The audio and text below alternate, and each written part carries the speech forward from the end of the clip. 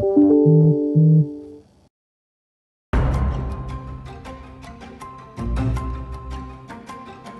though it's overcast, this is an incredibly exciting day. DeKalb Ave has been a dangerous street on the east side of Atlanta for a long, long time. And I am super excited that we're breaking ground on phase 1 today, making this safer for the neighborhoods that touch it on both sides, for folks who ride MARTA or who cycle down on their way to or from downtown. But I want to underscore that this is just phase 1, that there is unfinished work that we have here, and it'll be important to pass a new T-SPLOS and a new infrastructure bond next spring so we can do the full project and give our residents what they deserve. It's all part of the larger, honestly, the Vision Zero of making sure that no Atlanta resident is injured or dies on our streets. And today's groundbreaking is a step in making sure that that doesn't happen again on DeKalb Ave.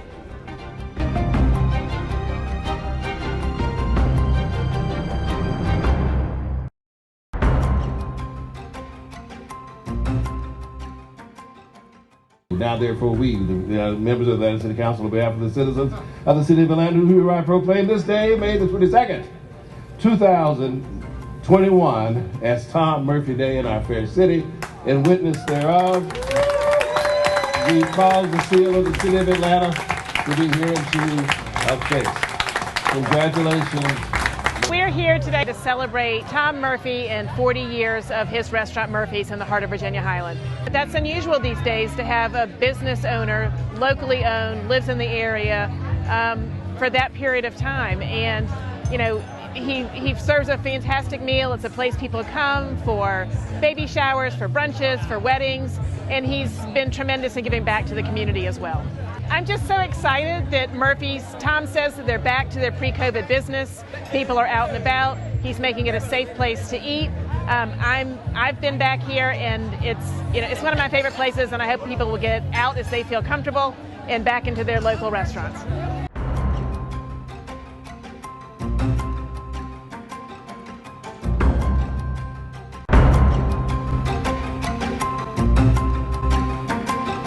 We're out here downtown today celebrating the completion of 4 projects that were voted on during our Downtown Decides participatory budgeting process.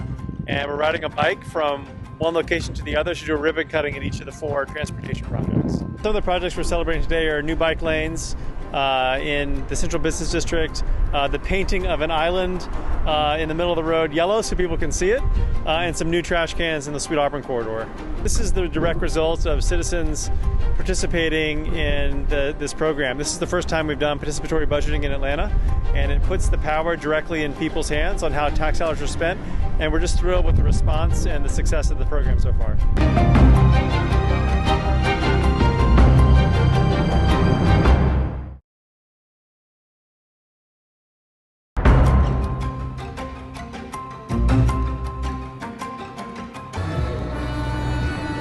We're out here for our first official kickoff with our partners HelloFresh, Second Helpings Atlanta, and Pratt Industries as we kick off their Meals with Meaning program.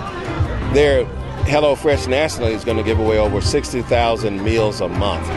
Here in Atlanta, we're going to be doing 800 meal kits a week. Now that ends up being about 8,000 meals because there are 2 meals for a family of 4 in each kit.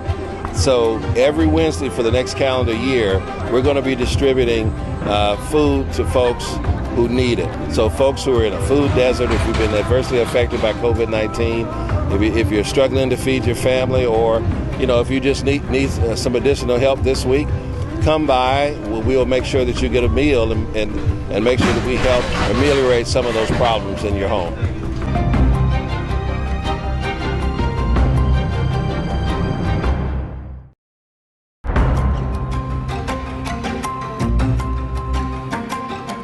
We've had the incredible opportunity to come together in the opening of Rodney Cook Senior Park. This is a perfect example of how we can leverage public-private partnerships to create something incredible such as this. And I'm just honored to be here today with the residents of Vine City Civic Association and the English Avenue Neighborhood Association and the rest of Atlanta to bring in this incredible park. The design of it is so different because it creates an experience for the residents. they can come in here and they can, you know, walk through the park but see statues, and we're putting a museum here. It's just an incredible opportunity to bring people together to celebrate.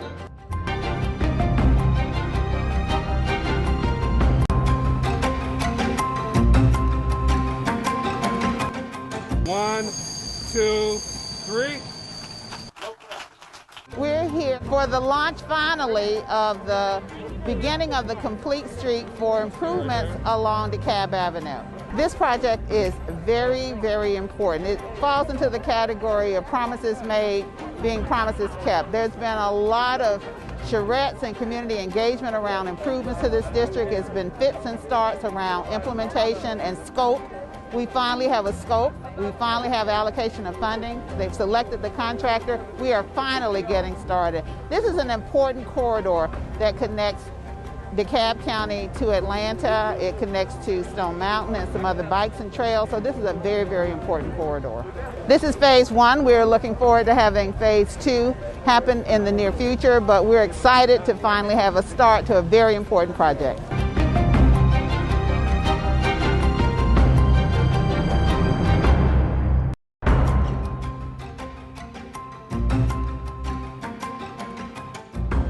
We are here at Southside Park in my district, of course, District 12. I'm so proud to be out here at this great park, and we do a lot of great things.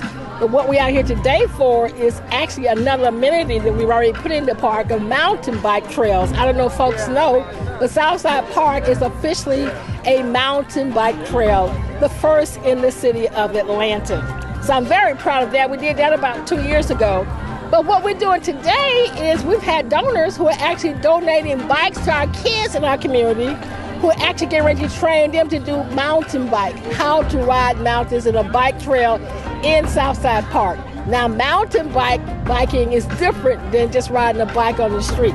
You're going up through hills and doing a lot of different things. And so today we have a great sponsor who's actually given us funding for, I believe, 50 mountain bikes. And so we're out here today with our kids celebrating.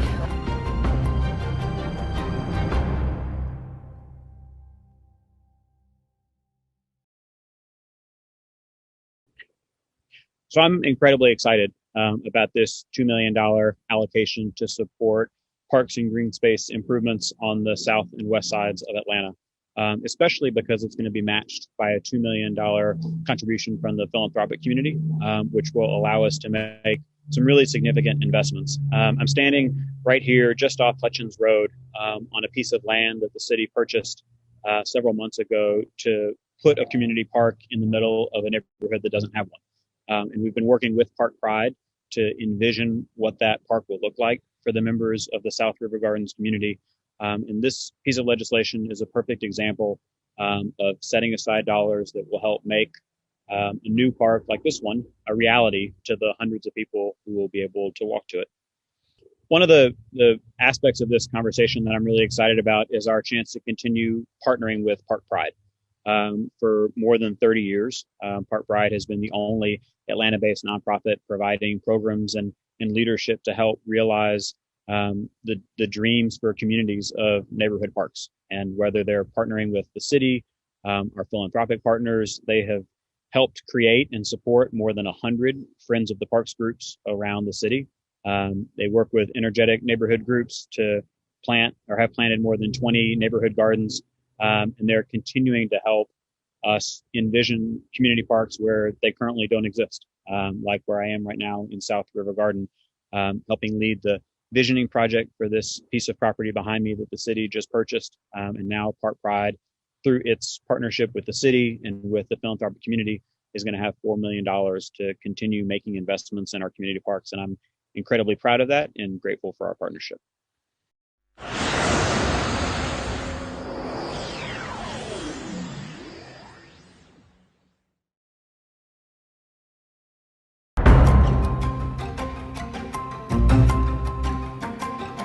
We're out here in beautiful Westwood, working with Councilmember Andrea Boone and the Westwood Community Group to deliver food to dozens of homes and hundreds of families here as we move into the holiday weekend. It is such an important time to always make sure that we're taking care of our residents, especially those who are homebound, especially our children who might not be in school right now. And so as we all look forward to celebrating the 4th of July, we want to be able to make sure that the folks can do that, have food in their homes and celebrate, and make sure that we're taking care of those who need it the most. So we've got a wide variety of food that we're delivering today, everything from chicken to corn to bell peppers, making sure that our residents are well stocked as we move into the holiday weekend, and doing our best to do right by the residents of Westwood. And we've got a great group of volunteers who are here helping deliver food with us, and looking forward to seeing our residents and saying hello and happy Independence Day.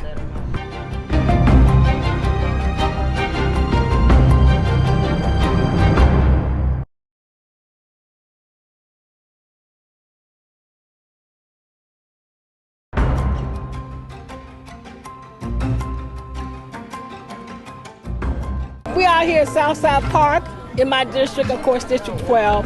I'm so proud to be out here at this great park, and we do a lot of great things. But what we are here today for is actually another amenity that we've already put in the park of mountain bike trails. I don't know if folks know, but Southside Park is officially a mountain bike trail, the first in the city of Atlanta. So I'm very proud of that. We did that about 2 years ago. But what we're doing today is we've had donors who are actually donating bikes to our kids in our community, who are actually getting ready to train them to do mountain bike, how to ride mountains in a bike trail in Southside Park. Now, mountain biking is different than just riding a bike on the street. You're going up through hills and doing a lot of different things. And so today we have a great sponsor who's actually given us funding for, I believe, 50 mountain bikes. And so we're out here today with our kids celebrating.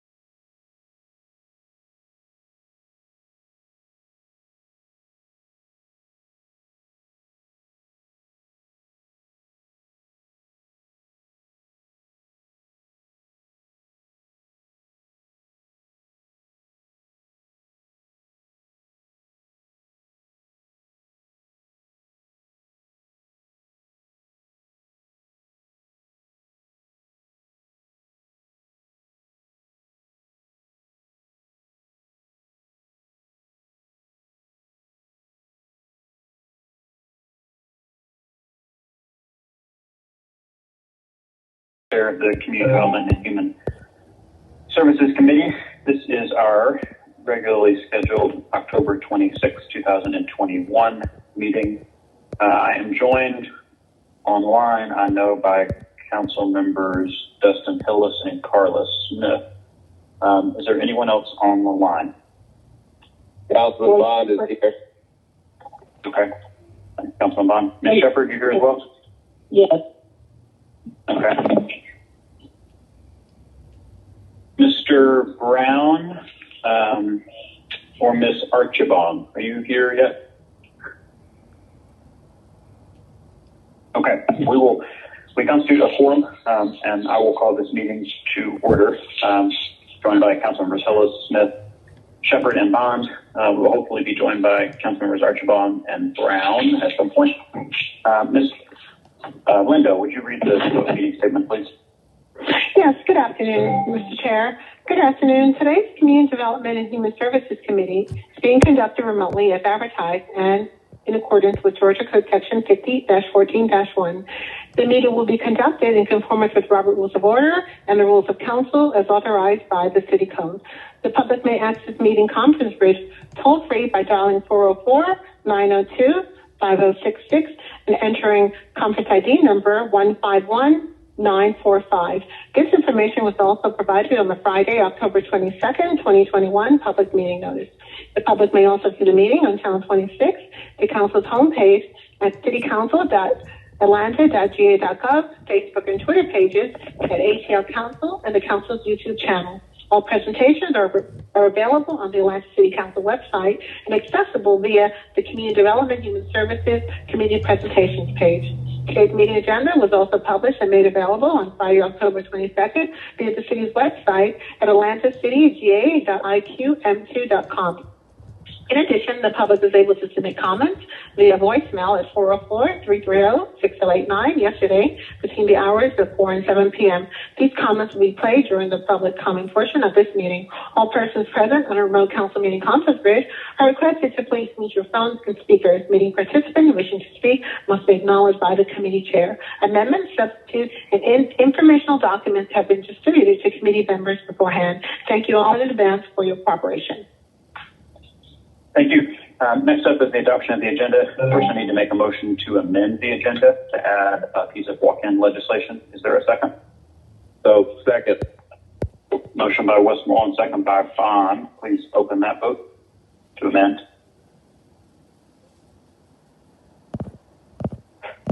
A moment, Mr. Chair.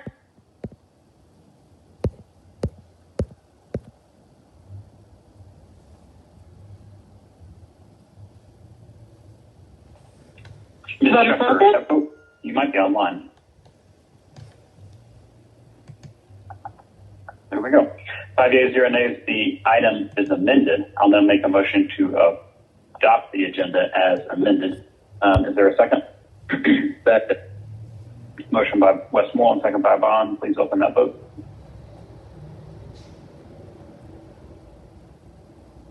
One moment.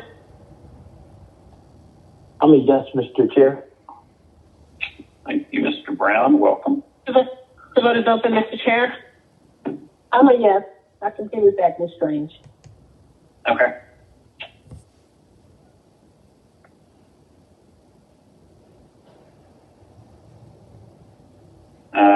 Five, 6 yeas, 0 nays. The item is, or the agenda is adopted as amended. I'll then make a motion to approve the minutes. Is there a second?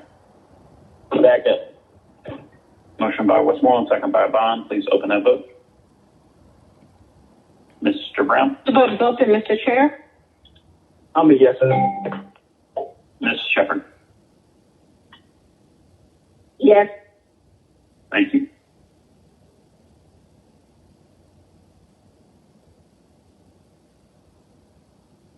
Six yeas, 0 nays. The minutes are approved. Before we move into public comment, I just want to take a moment to remember Noel Khalil for all that he has done for affordable housing in Atlanta. He founded the Affordable Housing Partnership back in 1991, and over the course of a 30-year career, built more than 12,000 units of multifamily and single-family housing across the country, many of them here in Atlanta. He was a fantastic individual who did real work around helping make Atlanta a more affordable place. And he passed away yesterday at the age of 71. And given the purview of this committee and the amount of work that Mr. Khalil did with the city over the last 30 years, I just wanted to take a moment before we start to remember him and all he did for Atlanta. Anyone else would like to speak on that issue, please feel free. And then if not, we will move into public comment. Well, thank you, Mr. Chair, for extending us the opportunity to give a word about the great Noel Khalil. As you have stated, he has probably done more as an individual to make sure that Atlanta remains affordable than few others.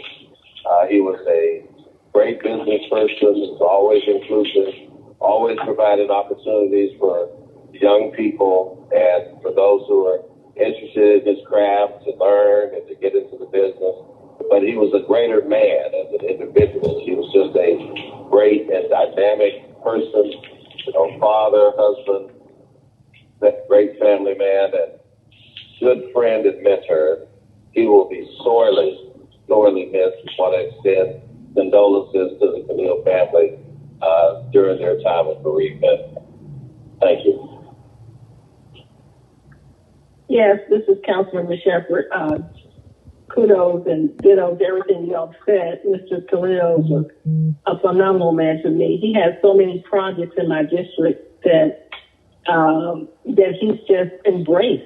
I mean, he's taken properties in my district that were old, dilapidated properties. As a matter of fact, one of them is actually being completed right now on the corner of Metropolitan Parkway University apartment complex that was very much a low-income kind of slum landlord place. He bought it out 3 years ago with the city, in collaboration with the city, completely remodeled it, and it is to save the art. But I mean, there's so many stories about Mr. Noel Khalil in our communities and all across the city. I know so many projects teach out from one side of the city to the other.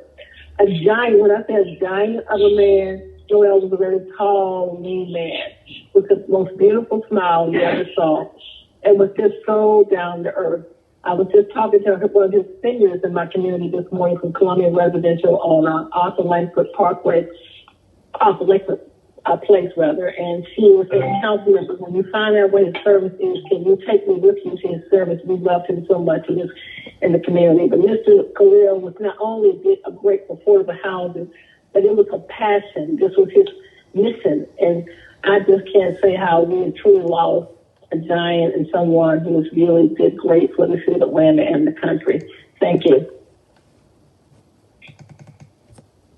As Councilmember Hillis, just wanted to also give my condolences to friends and family of Mr. Khalil.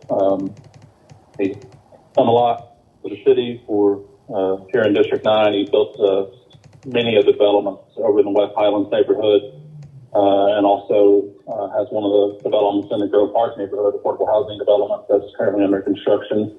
And he also formerly lived in District 9 in the Hanover West neighborhood. So I was honored to know Mr. Khalil, and again, condolences to friends and family, and know that he'll be very deeply missed by many.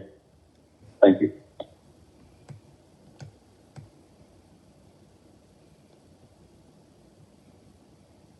All right. Thank you all very much. Mr. Massenberg, would you play our public comment, please? It's 4 comments for 8.5 minutes. Greetings, council members and staff, and special greetings to you citizens and voters of Atlanta paying attention to our government in action. Ben Howard, Senior Advocate, Public Policy Analyst. About NPUR. The NPUR 9 maintains low attendance at NPUR meetings, averaging fewer than 50 residents, non-residents, stakeholder presenters, and city officials all together per meeting. Their violations of Robert's Rules of Order are so widespread that neither the council member from Council District 11 or the council member from Council District 12 or the post-3 at-large council member can help encourage greater NPUR attendance out of the thousands of residents in those Southwest Atlanta council districts.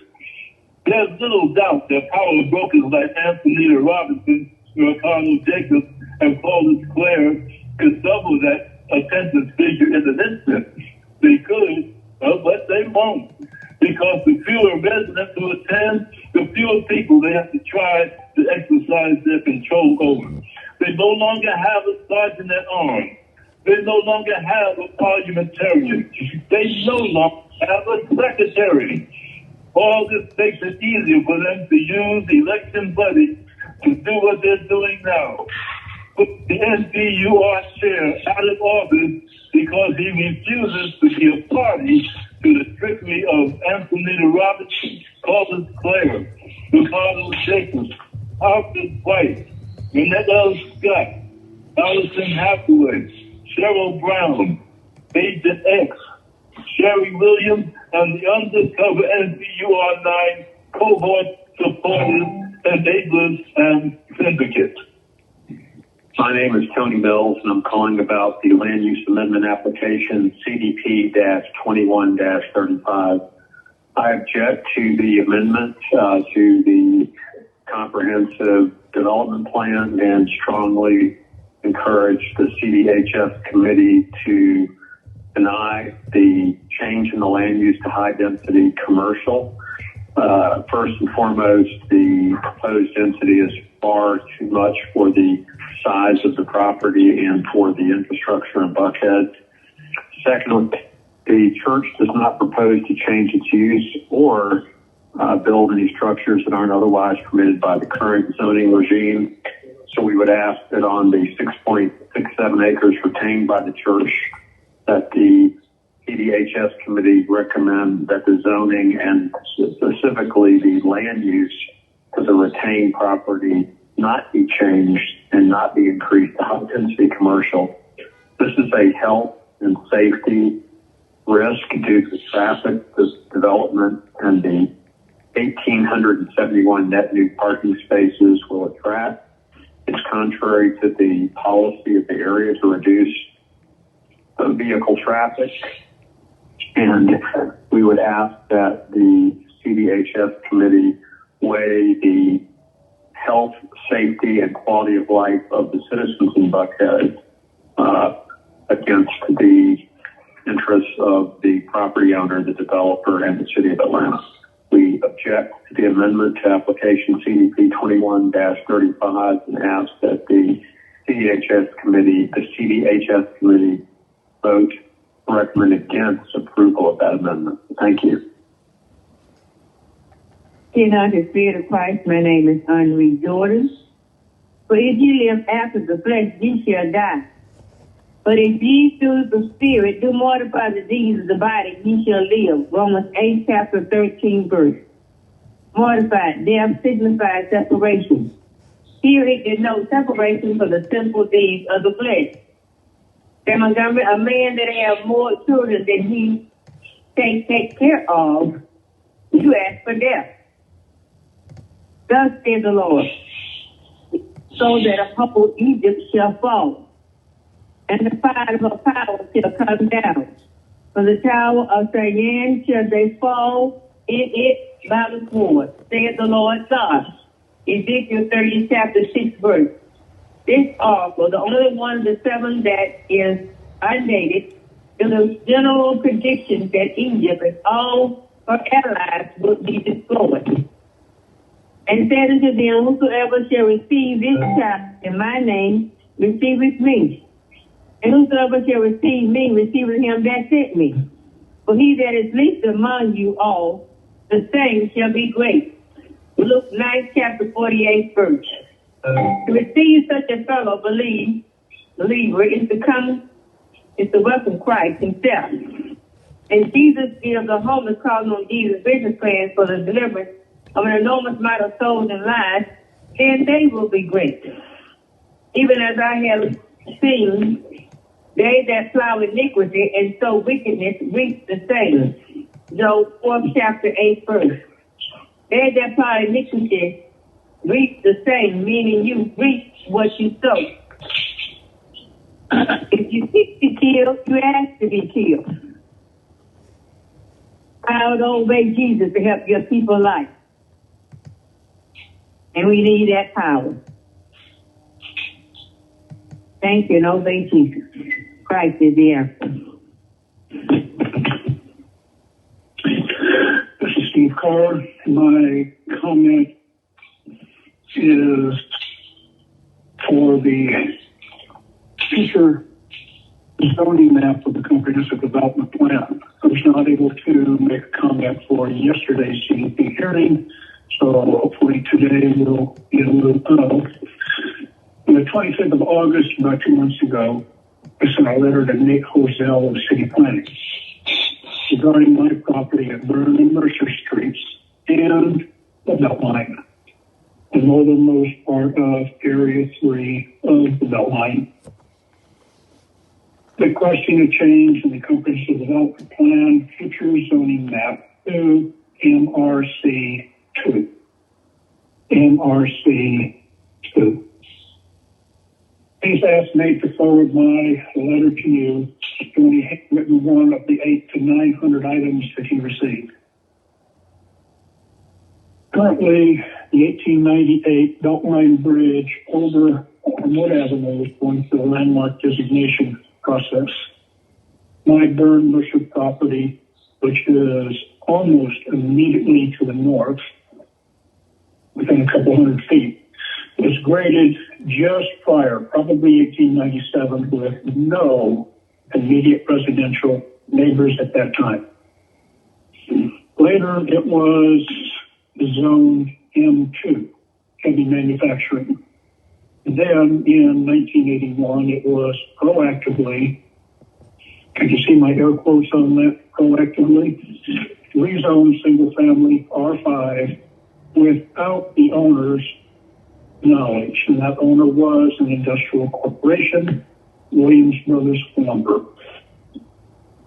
This property continues grandfathered industrial use. Again, I propose MRC2 or an affordable housing development for elderly and physically disabled. My goal is 100% affordable. I don't know, obviously, if that's going to happen, but that's my goal. I would appreciate it if you would help make it happen.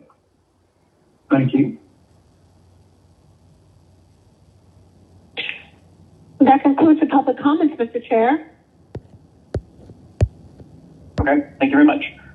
Next up on our agenda are communications. It'll be quick since we're going to be filing or holding most of them. If you would read number one, please, Miss Linda. Yes, Mr. Chair. Number one is 21C, 0132. This is a communication from Mayor Keisha Lance Bottoms appointing Mr. Alan Ferguson to serve as a member of the Housing Commission. This appointment is for a term of 3 years. Mr. Ferguson has recently, after this appointment was offered to us, took a new role and will be leaving Invest Atlanta here in the coming weeks. We are sad to see him go. We wish him well. And in light of that, I'm going to make a motion to file this paper. Is there a second? Second, Hillis. Motion by Westmoreland, second by Hillis. Please open that vote. Ms. Archibald, how would you like to vote?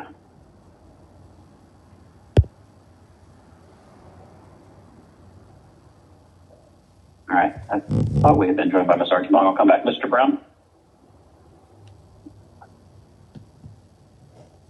I'm here. I'm sorry. Yes. Okay. I'm here. I apologize. Okay. All right. Thank you. That's all good. You in favor? All right. Ms. Archibald in favor. Mr. Brown? Okay. Mr. Bond? Aye. Thank you.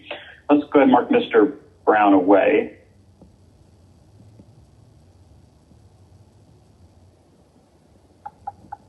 And close that vote.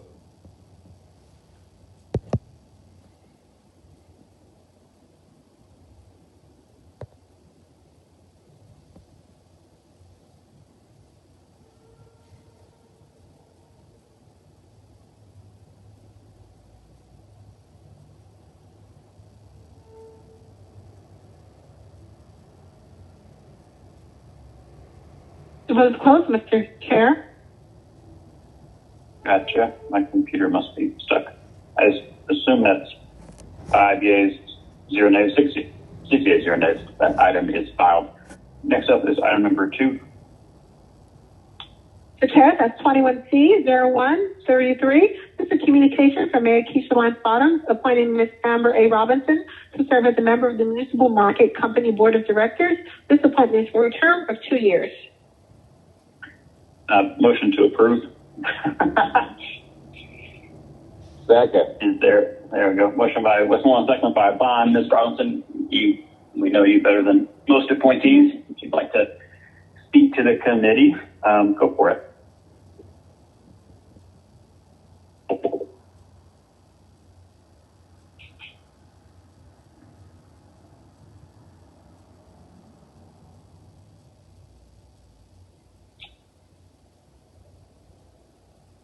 I know she's here, and she appears to be muted.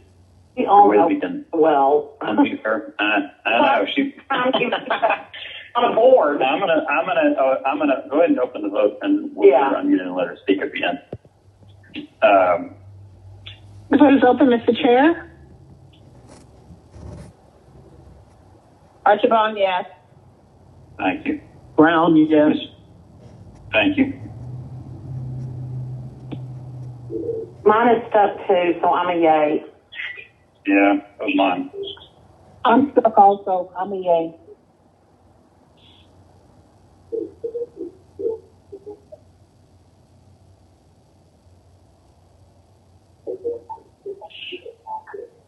Councilmember Hillis?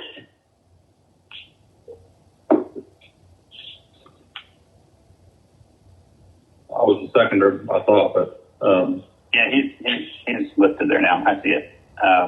Mine is unfrozen. We can add Miss Archibong and Miss Shepherd. 7-0. That item is you're there as well. 7-0 vote, and Miss Robinson is unmuted. Go for it.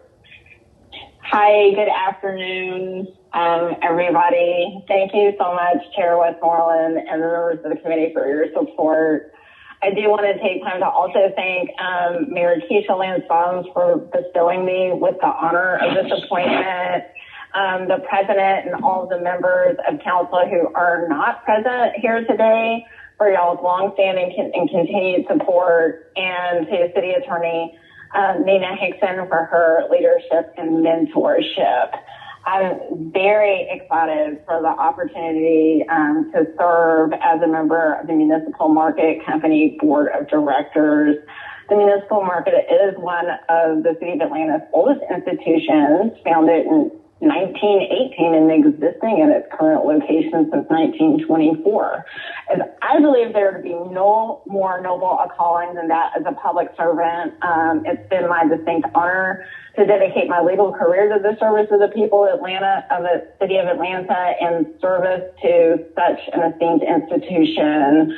I would be the largest opportunity that I can think of to continue the service. So thank you all very much for your support, and I look forward to serving. Thank you very much. Ms. Lindo, I'm going to come back to 3, 4, and 5 since we're holding those items, and take number 6 and 7 since those people are here, and then move on to the presentation. So number 6. Yes, Mr. Chair.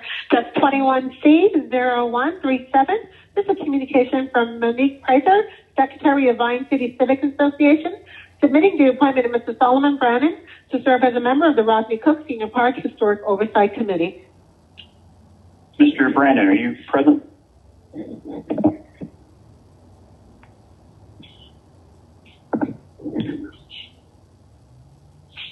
Yes, I'm present. Awesome. Thank you, sir. If you just take a moment to introduce yourself to the committee, that'd be great. Okay. Yes, my name is Solomon E. Brannon, Jr., and I am a member of the Back City Civic Association. I moved to Atlanta in 1969, attended Morris Brown College, graduated in 4 years, went to the NFL, played 10 years in the NFL with the Kansas City Chiefs, the New York Jets, the Cincinnati Bengals, and the Detroit Lions. When I finished playing, I opened a business in Southwest Atlanta, and it's been operating since 1969. I tell you, my goal is to help people, because I feel like everything I have, somebody have helped me earn it. So I made a pretty good living, not as good as the players make it now, but I made a good living. And because I got my degree, I was able to go into business. And I feel the only reason I'm still in business is because of the people in Atlanta supported my business. And so my goal has been to do everything I can to give back to the citizens of Atlanta. And because Morris Brown was in Vine City, I've tried to work real closely with the Vine City neighborhood and try to put whatever input I could put in there. I'm not in there to get not one penny, but I'm in there to help in any way I can. Thank you very much, sir, for your... Yeah, there we go. Motion by Bahan. Mr. Brown, would you like to second? Sure. Thank you, Mr. Chair. Motion by Bond, second by Brown. Please open that vote. Ms. Archibald. Yes. Ms. Shepard. Yes. Mr. Hillis. Aye. Ms. Smith. Thank you. My computer's not working. Aye.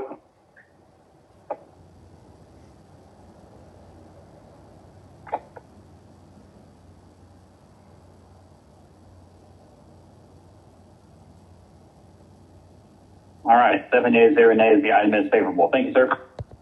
Thank you. Item number 7.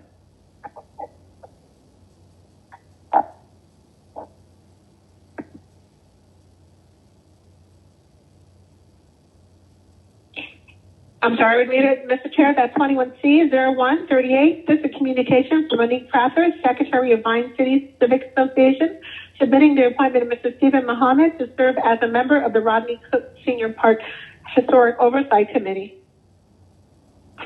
Thank you. Mr. Muhammad, are you here? Yes, sir, I'm here.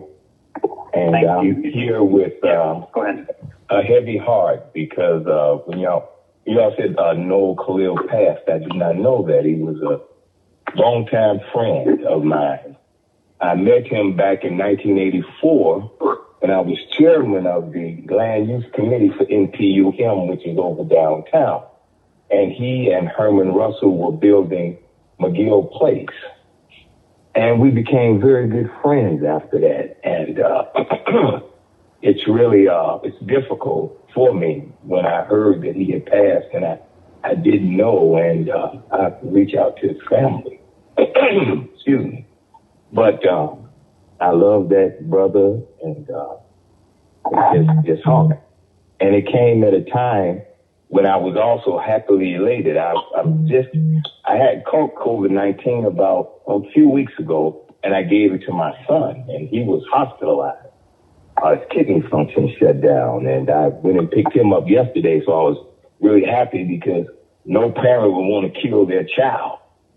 And having given him COVID, and then he got out yesterday, and then Noel today, and he passed yesterday. I was just going through a lot of things sitting here as we go through this. But I came to Atlanta in 1977 to go to school. I came here, I went to school, I met my wife here. She's from Griffin, Georgia. I've been here, I've been in the community all over the city of Atlanta, working different things to make Atlanta a better place. In the image that I feel that Mary Jackson and Martin Luther King saw it. And so I worked throughout Atlanta, and appointment to this board, the park, which is a beautiful park. If you all hadn't seen, those who haven't seen, it's definitely a beautiful park. And I was appointed by Bishop John H. Lewis, and I just wanted to say I wanted to do the right thing by the park, and as a person who has a base, a business in Vine City, I just I wish the best for Vine City and all the future that holds, the great things that the future holds. But it's just kind of tough with Noel. That was rough for me. But yes. Yeah, no, I appreciate your willingness to serve and the service you rendered in the past. And I'll make a motion to approve. Is there a second? Second. Motion by Westmoreland, second by Bond. Please open that vote. Mr. Hillis, how do you like to vote? Aye. Ms. Smith? Aye. Mr. Shepard? Ms. Shepard? Excuse me. Yes. Thank you. Mr. Brown? Yes. Ms. Archibald? Yes. All right. Thank you very much. 7 yeas, 0 nays. That item is favorable. Thank you, sir. Thank you, and God bless you all. And you, sir. Next up, colleagues, I'm going to move us to presentation so that our president and CEO of Atlanta Housing, Mr. Eugene Jones, can present his update, and then we will move back and take care of the remaining communications to hold. Mr. Jones, are you there?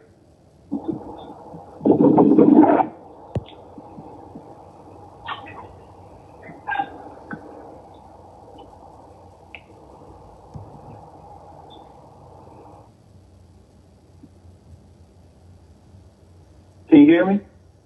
Yes, sir. Hello? There we go. All right. Yep. No, you're good to go now. Thank you for. Good afternoon. My name is Eugene E. Jones Jr. I'm the president and CEO of Atlanta Housing. I also want to say on behalf of the Board of Commissioners and also my Atlanta Housing staff, our condolences to Noel. He did so much for Atlanta Housing over the span of the years of Columbia, and we're going to miss him dearly for the innovative things that he's done throughout the city for affordable housing. So, let me start. And thank you for this opportunity to give you an update of what's going on in Atlanta Housing. We appreciate this opportunity to speak on behalf of the Board of Commissioners and also for my staff.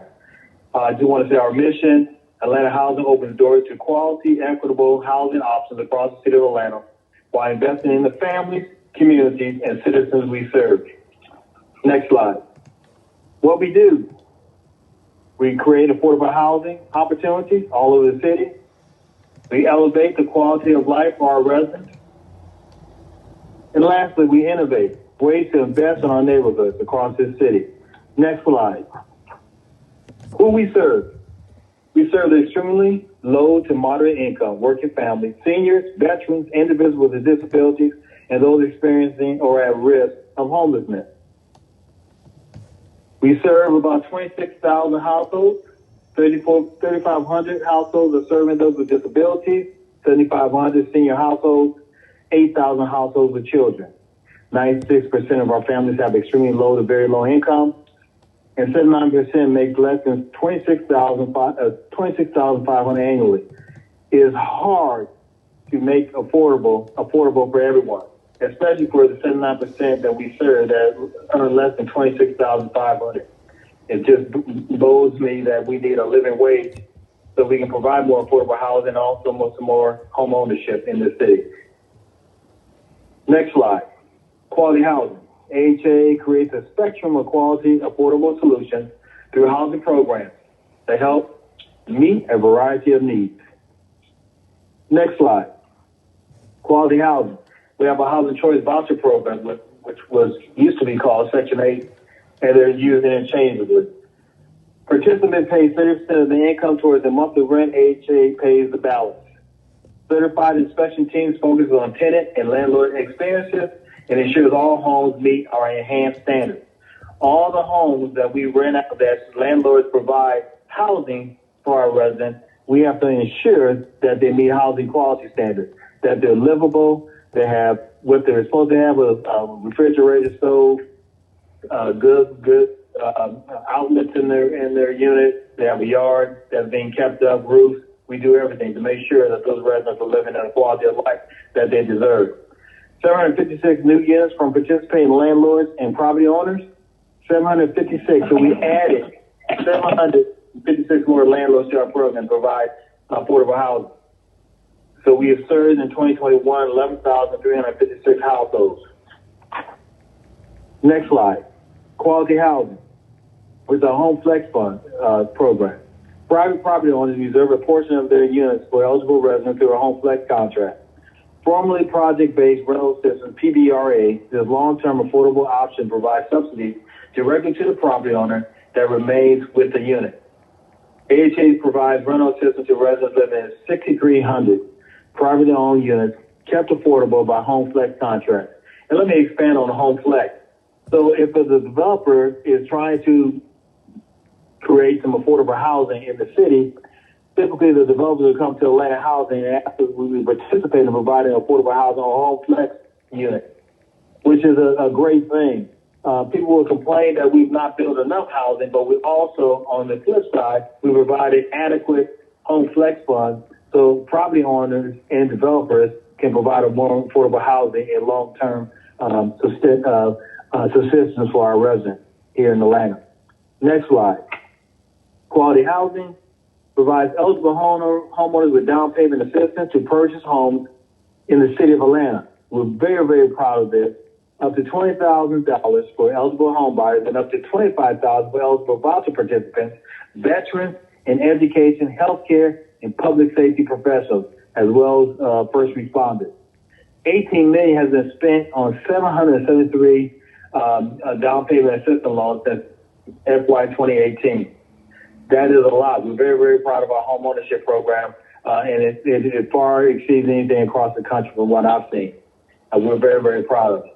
My staff has done a great job on matching the two, providing credit assistance, just everything. And so that means that people are getting off our program and receiving a home that's a wealth builder for our residents who never thought they could do this. And so we're very proud of that. Next slide. Quality housing. We have rental assistance, which is a RAD program, rental assistance demonstration program, which takes our public housing units that have been not funded by Congress to provide great systems. We're talking about air conditioning, we're talking about central air, we're talking about roofs, we're talking about just the internal mechanism, new stoves and refrigerators, new flooring, bathrooms, grab bars. This program allows us to convert that public housing to Section 8 and provide capital dollars to get those public housing units where they should have been 20 years ago. And we've done a great job on providing that change. One of the proudest ones, the one on Jennifer and Cortland, which is just beautiful, Jennifer and 10. If you look on the next slide, you'll see all the Rad Conversions that we've had. 13 properties are converted on the HUD Rad program. So these 13 properties were public housing developments, mainly the senior developments, have been converted to Rad. And you go by one of our developments that's closed here, Piedmont Senior Tower, you'll see residents being very happy. Their quality of life has changed, and they feel better that they're part of something that's changed their lives and making sure that they're living in comfortable conditions. And so staff has done a great job. Next slide. Quality housing again. Haven. Stable housing with intensive case management and support services for those transitioning out of chronic homelessness. Short-term and permanent supportive housing. 550 committed units. 550 committed units for home flex funding for PSH, NOFA with Partners for Home. 599 Haven units supporting disabled and formerly homeless or at risk. 295 homes, again, families served in 2021. And 1,400 vouchers for special programs have been created to provide housing. Next slide. Real estate. Through investment and development partnerships, AH is expanding the city's affordable housing offerings with help to establish a blueprint for more equitable Atlanta. Next slide. Since 2019, 304 total rental units constructed or near completion on vacant land. 255 are affordable. We've invested $43 million with Beltline Invested Land and co-development to create over 1,500 rental units and 1,300 affordable units. By the year 2027, AHA will invest about $180 million of their own funds as we try to double that with leveraging. 6,000 real and homeownership units on AH vacant land, 2,800 affordable by 2027. 2,000. On Herndon Square, currently unit project, 650 unit rental and 32 for sale units, 48% affordable. Phase 1 complete with 97 affordable senior rental units, which is just fabulous. About 40,000 grocery retail community space, and project closeout will be 2028. AH has invested $36 million, and when the total development has been completed, we have invested $180 million in Herndon Square. On Inglewood, current unit projections, 906 rental and for sale units, 50% affordable, approximately 80,000 square foot of commercial space. Projected closing on 200 multi-family rental units in 2022. And projected closing on 160 senior rentals in 2022. 2022 is going to be a banging year for Atlanta housing, for all the developments that we got coming to fruition and breaking ground. Civic Center, current unit projection is 1,700 residential units, preserving original civic structures while integrating housing with an economic development center for Old Fourth Ward area. We issued RFQ on November 21st. We will be issuing an RFQ in 2021 in selection of a developer by April 2022. 19-acre site to be reimagined as a dense mixed-use, mixed-income urban development. Resident services, next slide, I'm sorry. We believe in the potential of people, so we consider the needs of those who serve and how we can elevate their lives and surroundings. Next slide. Since 2018, 463 families increased their income enough to graduate from the Atlanta Housing Subsidy Program.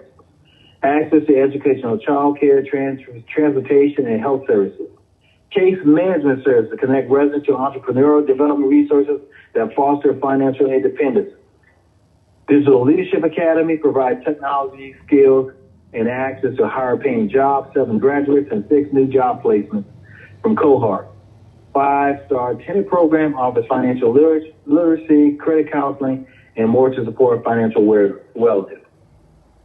WMBE and Section 3 Residential Entrepreneur Program, 40 graduates from cohort in December 2020. I'm very strongly committed to our Section 3 program where we give a resident the opportunity to work or also the opportunity to provide contracting work at our various sites. When we start doing our economic development on building these new sites, we will have a great Section 3 program to get our residents to work on those sites or also provide subcontracting work to those major developers. At some point, we want to make sure that one of these companies that we create will be the GC or at some point be a developer. And so that's our hopes and dreams, and our staff has been living that opportunity, making sure that our staff and also the resident population understands what we're trying to do. Not too many housing authorities across the country support Section 3, not as robust as we have. And you're going to see some interesting things that are being created and being innovative on providing more job opportunities and work opportunities, contracting opportunities. Youth engagement partners like APS help set up young residents for long-term success and connect them to after-school and summer programs and immersive learning opportunities. Because of this COVID-19, I have not been able to do a program that I've done in many cities across the country. That means I have volunteered our staff to go into these schools, especially the 5th graders, to provide mentoring opportunities. Not just doing it just one day a week. We're talking about at least one day a week for the whole school year, at least 2 to 4 hours to help those teachers teach our young people, but also be a figure in that classroom to help and assist that teacher so they see other people who have different opportunities, different jobs that they can mentor and ask questions and get them a better perspective of where they want to go and what they want to be when they grow up. Key partnerships help us with organized events like book drives, offer clothing banks, and coordinating tour giveaways. We had Christmas in July, which we gave a lot of toys and things away to our residents and also in our surrounding neighborhoods. And so that's been a great opportunity for us. We got to do a sock drive. We got to do a coat drive pretty soon, and so that we can make sure that our residents are been protected. I know Atlanta doesn't get cold, but in January through April, it gets real cold. Employees funded James Allen Community Scholars Program, supported by the United Negro College Fund to help assist assisted youth.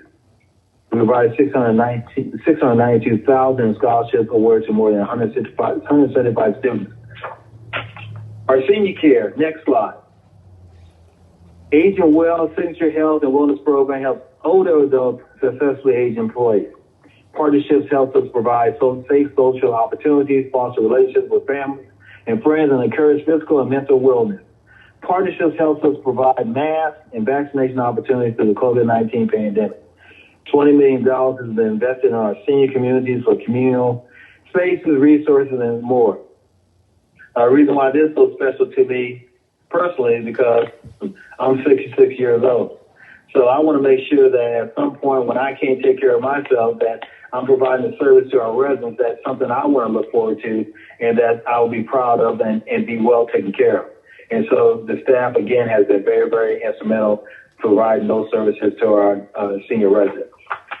Stronger neighborhoods. Next slide.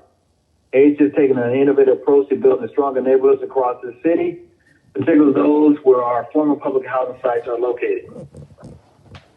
Next slide. Stronger neighborhoods. University Choice is a choice neighborhood. We received $30 million back in 2015. We have done some amazing things over there at the Clark University neighborhood. It's just been phenomenal what they've done, what we achieved. Connect residents to workforce, education, and health services. Former university homes renamed Scholars Landing. Next slide. Oasis at Scholars Landing, 60 affordable rental units for independent seniors completed in 2015. Ashley 2 at Scholars Landing, 212 family rental units, 114 affordable. Target construction will be early 2022. Ashley 1AB at Scholars Landing, 135 family units, 108 affordable, completed December 2019. Ashley 1C at Scholars Landing, 72 family units under construction, 50 affordable. Target completion 2022. Scholars Landing, 69% total affordability. By 2023, there will be 479 units, rental units, and 332 affordable units. Next slide. Our University Choice, our Roosevelt Hall, is being preserved and reimagined to include history walls, community meeting space, computer center, library, special event space, office, and retail. $10 million investment in the rehabilitation of Roosevelt Hall, scheduled for completion in February 2022. And this is a self-development. We are rehabbing this development with our own staff and our expertise. Stronger Neighborhoods, Bowen Choice. We just received a $450,000 Choice Neighborhood Planning Grant awarded in 2020 to create a transformation plan for the former Bowen Homes public housing site, Cherry Park neighborhood, and a portion of the Donald Lee Hollowell Parkway.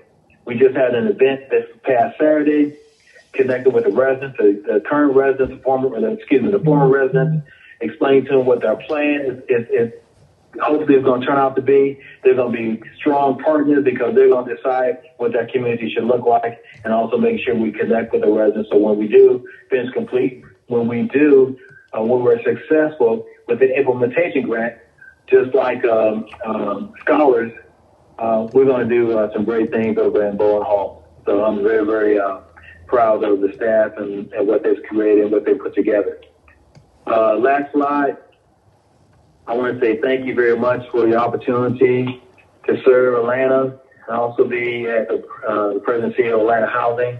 We've been having a lot of fun.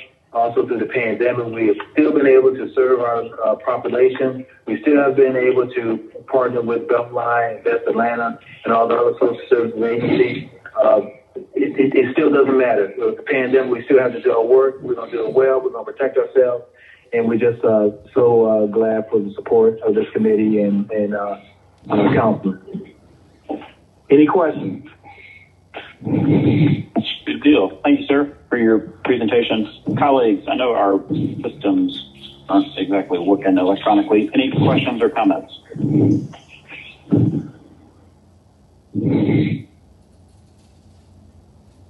All right. I'll offer a couple. One is I had the opportunity on Friday of this past week to go and tour Roosevelt Hall, which is a part of the Scholars Landing project next to Clark Atlanta. And you all may know that it was a building from the original University Homes site that was completed back in 1938, first housing project for African Americans in the United States. And so to see that building coming back to life as part of a larger transformation of that site is very powerful. And then second, Councilman Hillis and I had the chance to visit. There's someone making a little bit of noise. If you could mute, that'd be great. Thank you. Councilman Hillis and I had a chance to visit with former residents of Bowen Homes on Saturday morning as part of this choice planning grant process. that will hopefully yield another choice neighborhood implementation grant for what will be a transformative project on those 77 acres in Northwest Atlanta. So thank you, Mr. Johns, for your work. And if there are no other questions or comments from the committee, I will wish Miss Terry Lee a happy birthday tomorrow, and thank the two of you for coming. Thank you. Anybody else? All right, good deal. Thanks, sir. Thank you. Ms. Lindo, can we go back to items 3, 4, and 5 and take them as a block since the appointees are not present today? Yes, Mr. Chair. Item number 3 is 21C-0134. This is a communication from Mayor Keisha Lance Bottoms appointing Mr. Dal Halpern to the Airport West Community Improvement District. This appointment is for a term of 4 years to begin retroactively on January 20th, 2019 and expire on January 19th, 2023. Item number 4 is 21C-0135. This is a communication from Mayor Keisha Lance Bottoms appointing Mr. Michael Green to serve as a member of the City of Atlanta Fulton County Recreation Authority. On behalf of the City of Atlanta, this appointment is for a term of 4 years to begin retroactively on January 22nd, 2021 and expire January 21st, 2025. Item number 5, 21C-0136. This is a communication from Mayor Keisha Lance Bottoms appointing Ms. Kelly Terrell to serve as a member of the City of Atlanta Fulton County Recreation Authority on behalf of the City of Atlanta. This appointment is for a term of 4 years. Thank you very much. All of these appointees were not able to join us today, so I'll make a motion to hold. Is there a second? Second, Hillis. Thank you much. You please open that vote. The vote is open, Mr. Chair. Ms. Archibald?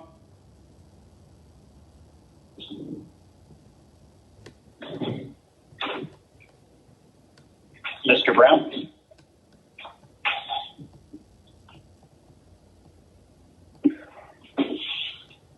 Mr. Bond? All right, Archibald, yes. Mr. Bond? Aye. Thank you. Ms. Shepherd? I think I just voted, but Okay. yeah, thank you.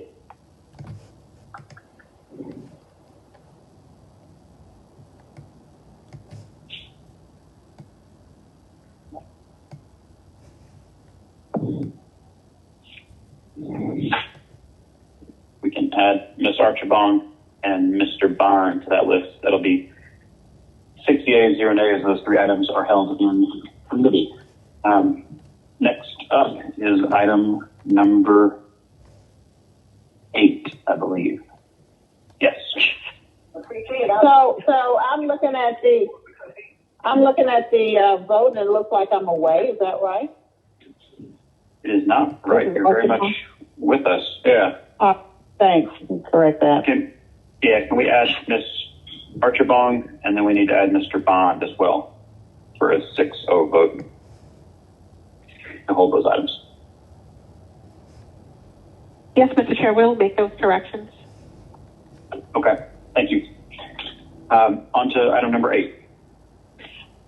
That item, Mr. Chair, is 21C-0142, a communication from Daniel Hampton, Chair of the Audit Committee, submitting the performance audit report for the Parks and Recreation fees. Thank you very much. Audit team, are you present?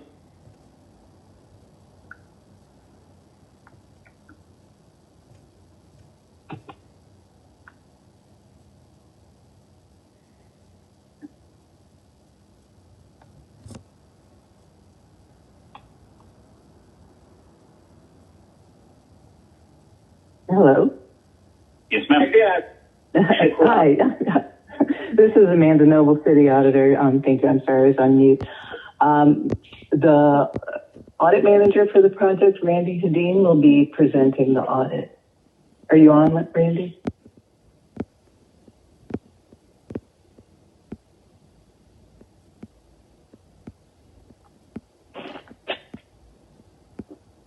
Hello.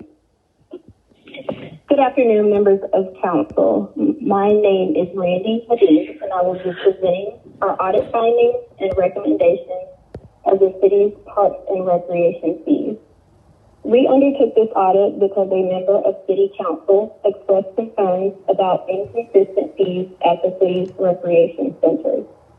The audit team for this project consisted of Amanda Noble, City Auditor, Stephanie Jackson, Deputy City Auditor, Imani Adams, Senior Performance Auditor, and myself. Next slide, please. Slide 2. Objectives. If you are following along in the audit report on page 8, you will see that our report addressed 3 objectives: understanding how parks and recreation fees are set, determining whether the city's fee structure is consistent with peer cities and industry best practices, and we also assessed whether controls were sufficient to ensure that fees were collected and reported accurately. We conducted this audit in accordance with generally accepted government auditing standards. Our audit methods included reviewing city codes and related ordinances to determine when parks and recreation fees were last updated, reviewing parks and recreation policies and procedures, and interviewing staff to understand fee setting, collecting, and record-keeping processes, creating flowcharts of parks and recreation fee setting and fee collection and reporting procedures and practices to assess potential control gaps, analyzing financial data from Oracle Cloud, recorded in 25 parks and recreation project numbers from fiscal years 2016 to 2020, analyzing expenditure data from Oracle Cloud for the department from fiscal years 2016 to 2020, reviewing Commission for Accreditation of Park and Recreation Agencies accreditation guidance and fee studies in other jurisdictions to identify benchmarks, reviewing parks and recreation fees in 4 peer cities to compare to Atlanta, and analyzing Iparks reports from August 6, 2018 to May 24, 2019 to review participant information. Next slide, please. Slide 3. Findings overview. If you are following along in the audit report, our findings and analysis start on page 11. The Department of Parks and Recreation focuses on access to services rather than cost recovery. The department's goal is to provide affordable activities, services, and programs to city residents, which is why the department has not established cost recovery goals. Program-level financial data are gated to determine cost recovery goals, which the department acknowledged does not currently track our program in the city's financial system. Best practices recommend parks and recreation agencies establish cost recovery goals and evaluate fees every 2 to 3 years.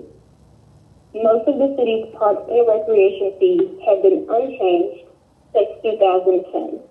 And many fees listed in City Code are obsolete. The Commissioner of Parks and Recreation has the authority to waive fees as long as the decision is in writing and applied uniformly. The department has not documented its process for granting and documenting fee waivers, which could result in inconsistent practices. About 1/3 of youth enrolled in recreation programs in the 2018-2019 school year paid reduced fees based on financial hardship. The department was unable to provide supporting documentation for all participants in our random sample. Lastly, while the department follows several best practices for handling payments, collection of cash equivalent payments at recreation facilities poses risk. We will take a deeper look at these findings and recommendations in the next several slides. Next slide, please. Slide 4. Parks and Recreation's goal is to provide affordable services.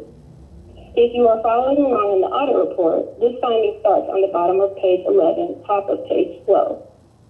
The city focuses on accessibility to parks and recreation services rather than generating revenue, which is consistent with the Department of Parks and Recreation's goals.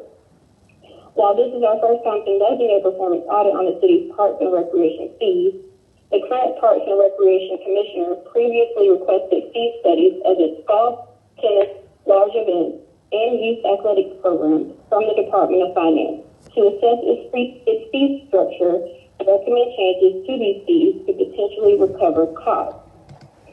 The Department of Finance's Office of Management Consulting Services staff reviewed fiscal year 2019 revenue and expense data and conducted benchmarking research to identify programs that could be self-sustaining.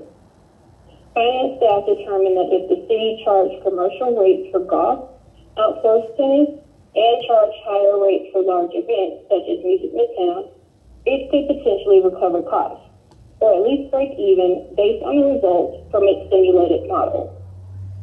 Finance also found that Parks and Recreation program subsidies and discounts caused the department to sustain significant losses, as average discounts for youth athletics, for example, range between 0 to 73% of participation costs. Next slide, please. Slide 5. The city's fees are generally comparable with peer cities. If you are following along in the audit report, this finding starts on page 13. We compared 7 of the city's program fees to 4 peer cities, which were chosen based on populations relative to the size of Atlanta from 2019 Census Bureau data. The city charges fees for residents and non-residents, so we also looked at how this compared to peer cities. We reviewed fees from each peer city by searching on its website and contacting staff directly. We converted some fees to a uniform unit of measurement for comparison purposes. Arlington, Raleigh, Milwaukee, and Baltimore charge less than the city for after-school programming and adult athletics. For aquatics, park reservations, recreation building rentals, golf, and tennis, the city fees are below or equal to the median fee of the peer cities. Peer cities with blanks indicate that we were unable to determine the fee or a municipal service is not provided. Other city program areas were not included in our comparison as the peer city's program area details and unit of measurement varied significantly. Next slide, please. Slide 6. The city's financial system is not currently set up to capture program level expense data. If you are following along in the audit report, this finding starts on page 15. The Department of Parks and Recreation staff record financial transactions in Oracle Cloud, but expenses are not categorized by the same programs as revenues, making it difficult to identify program-level deficits. The department records program-level revenue data by project number, which corresponds to a program, but overlap exists as multiple project numbers correspond to one specific program area. Parks and Recreation staff told us that many of the project numbers are not in use, and they are in the process of working with finance to update the chart of accounts to eliminate obsolete project numbers. While the department tracks program revenue through project numbers, it tracks most expenses through the general fund and organizational chart of accounts. As shown in Exhibit 7 on page 16 of the audit report, we found that between fiscal years 2016 and 2020, the department only recovered 8% of its total cost through fee revenue. Best practices recommend Parks and Recreation agencies establish program cost recovery goals, which can range from 0 to 125%. Reviewing revenues and expenses by program area, commissioners to see the full picture and identify specific areas where deficits occur to set realistic cost recovery goals. Next slide, please. Slide 7. Most fees have not been updated since 2010. If you are following along in the audit report, this finding starts on page 16.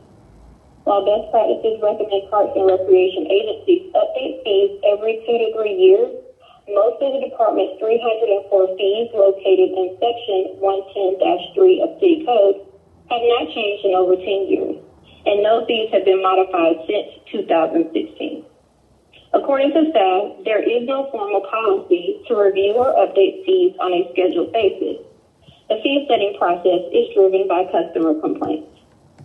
Exhibit 8 on page 17 in the audit report shows the last update by year, the number of fees that were modified in that year, and the percentage of fees updated each year. Next slide, please. Slide 8. All fees and Iparks are listed in City Code. If you are following along in the audit report, this finding starts on page 20. The 130 fees in Parks and Recreation's customer registration system are listed in City Code. We reviewed the fees from Iparks shown in Exhibit 10 to determine whether the fees were consistent with City Code. Not all of the fees listed in City Code are in Iparks. The department staff told us that many fees in code are obsolete. Next slide, please. Slide 9. Waivers and eligibility for subsidized fees should be documented. If you are following along in the audit report, this finding starts on page 22.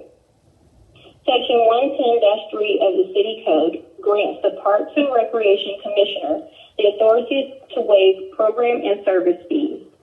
The department has not documented its process for waiving fees, which could result in inconsistent practices. Parks and Recreation staff told us the commissioner waives fees on a case-by-case basis. We asked staff for documentation of previous waivers, but staff was unable to provide supporting documentation to justify the waiver request, stating that these requests were infrequent. Parks and Recreation staff offer lower fees for youth through its sliding scale program by providing financial hardship applications to customers. The sliding scale calculates a lower or subsidized fee based on income. Staff told us that the department assists youth gain access to programs and services despite financial barriers, and only youth programs are eligible for financial assistance.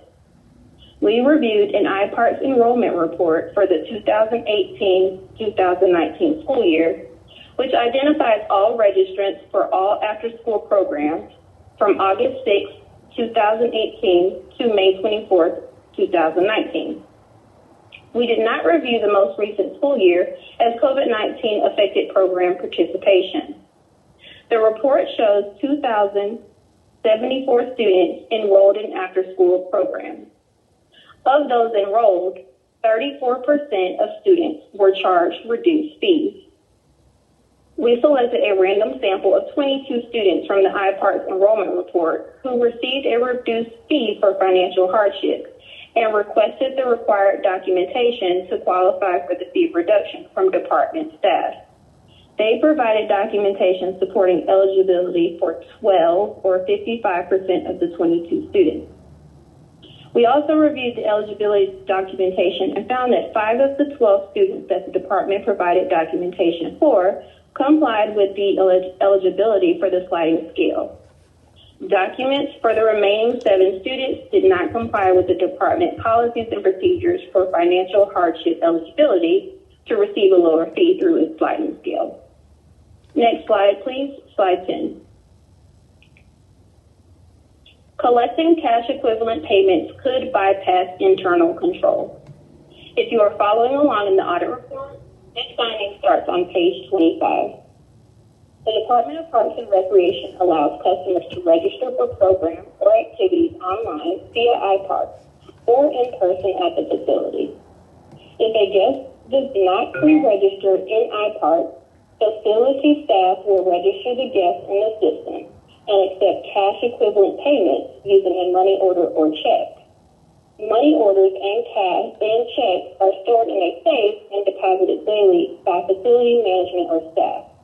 While the department doesn't accept cash payments, checks and money orders are easily changeable and pose the same cash handling risk. Because an employee is responsible for both entering the transaction and collecting payments, the in-person registration process introduces the risk of skimming or taking the cash before entering it into the accounting system. Facility employees who maintain custody of the in-person payments could also prepare deposits. Lack of separation of duties increases cash handling risk. Next slide, please. Slide 11. Recommendations. If you are following along in the audit report, the recommendations start on page 27. We made recommendations to the Department of Parks and Recreation to improve the fee setting process, ensure consistent application of fees, and strengthen cash handling control. We recommend that the Commissioner of Parks and Recreation work with Finance to review the 25 trust fund project numbers, remove unused accounts, and match project numbers to program areas. Develop a cost recovery goals for specific programs where appropriate. Work with Finance to determine a procedure to tie expenses from the general fund to program areas with identified cost recovery goals. Develop a policy that requires fees to be reviewed every 2 to 3 years. Document procedures for waiving fees to ensure compliance with city code and consistency when issuing fee waivers. Next slide, please. Slide 12. We also recommended that the Commissioner of Parks and Recreation work with the Mayor's office staff to compile a list of nominations for the Parks Council for City Council consideration to assist the department. Ensure staff follow departmental policies and procedures to develop a system to organize Iparks data and retain customers' financial hardship application supporting documents for 2 years according to Georgia Code LG 23-002.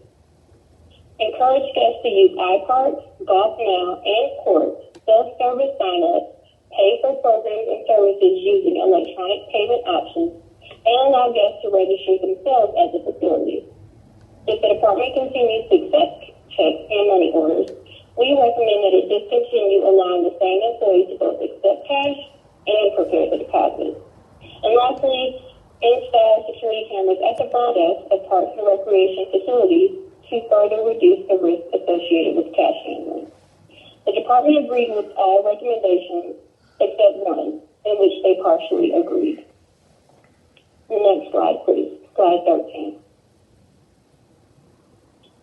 That concludes our presentation of the Parks and Recreation Fees Audit Report. If you would like to see the full audit report, please visit our website at atlaudit.org. Thank you for your time, and Amanda Noble, City Auditor, will answer any questions you may have. Thank you very much to both of you and the rest of the team for your work on this topic. Colleagues, any questions or comments?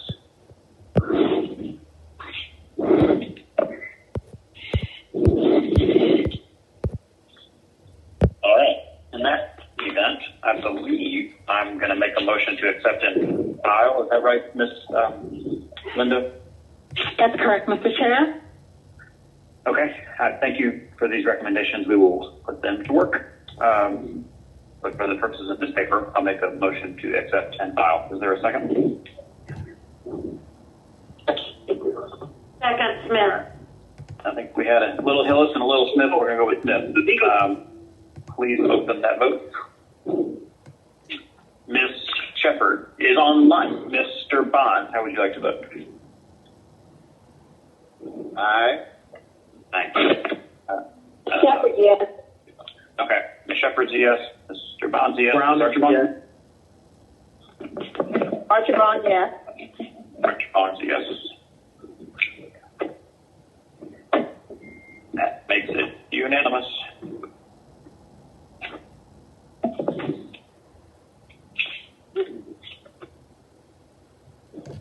I thought she did a great job presenting. She did do a good job presenting. I agree. There's 7 yeas, 0 nays. That item is favorable. Thank you all. Appreciate it. Good night. All right. Next up is the consent agenda. Miss Linda, would you read those 3 items, please? Yes, Mr. Chair. Item number 9 is 2100836. It's an ordinance by Community Development and Human Services Committee waiving the competitive procurement provisions contained in Chapter 2, Article 10, Procurement and Real Estate Code of the City Code of Ordinances in order to authorize the mayor on behalf of the Department of Parks and Recreation to enter into an operating and lease agreement with the East Atlanta Kids Club such that the East Atlanta Kids Club may continue to maintain, operate, and provide programming at the Brownwood Park Recreation Center for a term of 3 years with 2 one-year renewal options for the purpose of furthering the mission of the East Atlanta Kids Club and benefiting Brownwood Recreation Center and for other purposes. Item number 10, 21-08-37. This ordinance by Community Development and Human Services Committee amending the fiscal year 2022 intergovernmental grant fund budget by adding to anticipations and appropriations reimbursement in the amount of reimbursement up to $650,000 from the state of Georgia in connection with the Bright from the Start Child and Adult Care Food Program for the purpose of reimbursing the City of Atlanta for its after-school meal program on behalf of the Department of Parks and Recreation, and authorizing the mayor or her designee on behalf of the City of Atlanta to enter into any necessary agreements in conjunction with the after-school program, meal program, and for other purposes. Item number 11, 21-08-38. It's an ordinance by Community Development Human Services Committee amending the 2022 intergovernmental grant fund budget, Department of City Planning, by adding to anticipations and appropriations in the amount of $24,604.52 for the purpose of supporting the creation of an LGBTQ+ historic context statement and for other purposes. Thank you very much. Next up on our agenda is item number 12. That item, Mr. Chair, is 21-0752. This is an ordinance by Community Development Human Services Committee to adopt the Activate ATL Recreation and Park or All Comprehensive Parks and Recreation Master Plan in accordance with accreditation standards by the Commission for Accreditation of Parks and Recreation Agencies to incorporate into the City of Atlanta Comprehensive Development Plan and for other purposes. I'll make a motion to hold until the November 29th CDP public hearing. Is there a second? Second, Brown. Motion by Westmoreland, second by Brown. Please open that vote. Mr. Hillis? Aye. Mr. Bond? Aye. Ms. Archibald? Yes. Thank you. 7 yeas, 0 nays. That item is held. Next item.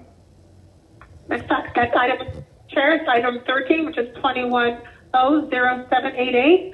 This is an ordinance by Community Development Human Services Committee authorizing the mayor or designee to enter into a memorandum of agreement with East Atlanta Business Association, Little Five Points Business Association, and West End Merchants Coalition to support the Atlanta Main Street program for the purpose of making a donation in an amount not to exceed $20,000 each to East Atlanta Business Association, Little Five Point Business Association, and West End Merchants Coalition, and to authorize the Chief Financial Officer or his designee to transfer 3 separate donations to East Atlanta Business Association, Little Five Point Business Association, and West End Merchants Association in the amount not to exceed $20,000 as a charitable donation pursuant to the City's Code of Ordinances, Section 6-306. All payments will be paid to and charged from accounts listed herein. Make a motion to approve. Is there a second? Second. Thank you. Motion by Westmoreland, second by Bond. Please open that vote.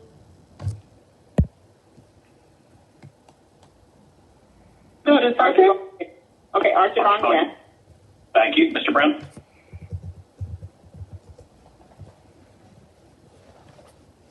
Mr. Hillis? Aye. Mr. Brown? All right, please mark Mr. Brown away and close that vote.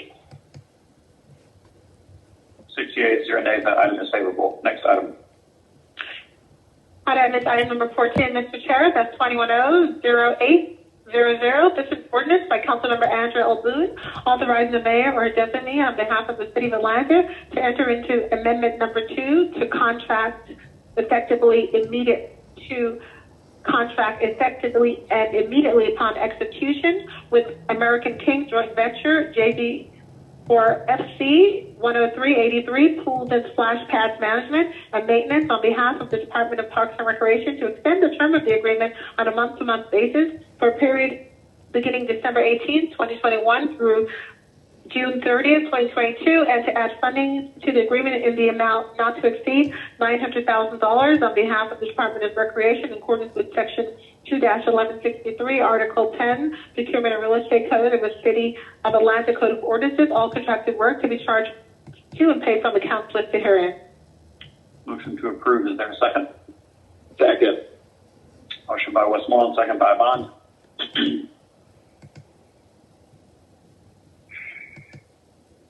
Ms. Archibald. Yes. Ms. Shepherd? Oh, there you go. Mr. Hillis? Aye. Mr. Brown?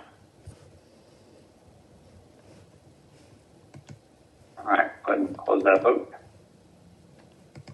6 yeas, 0 nays. That item is favorable. Next item. Mr. Chair, that's a dual referral. That one item will be transferred to SEC.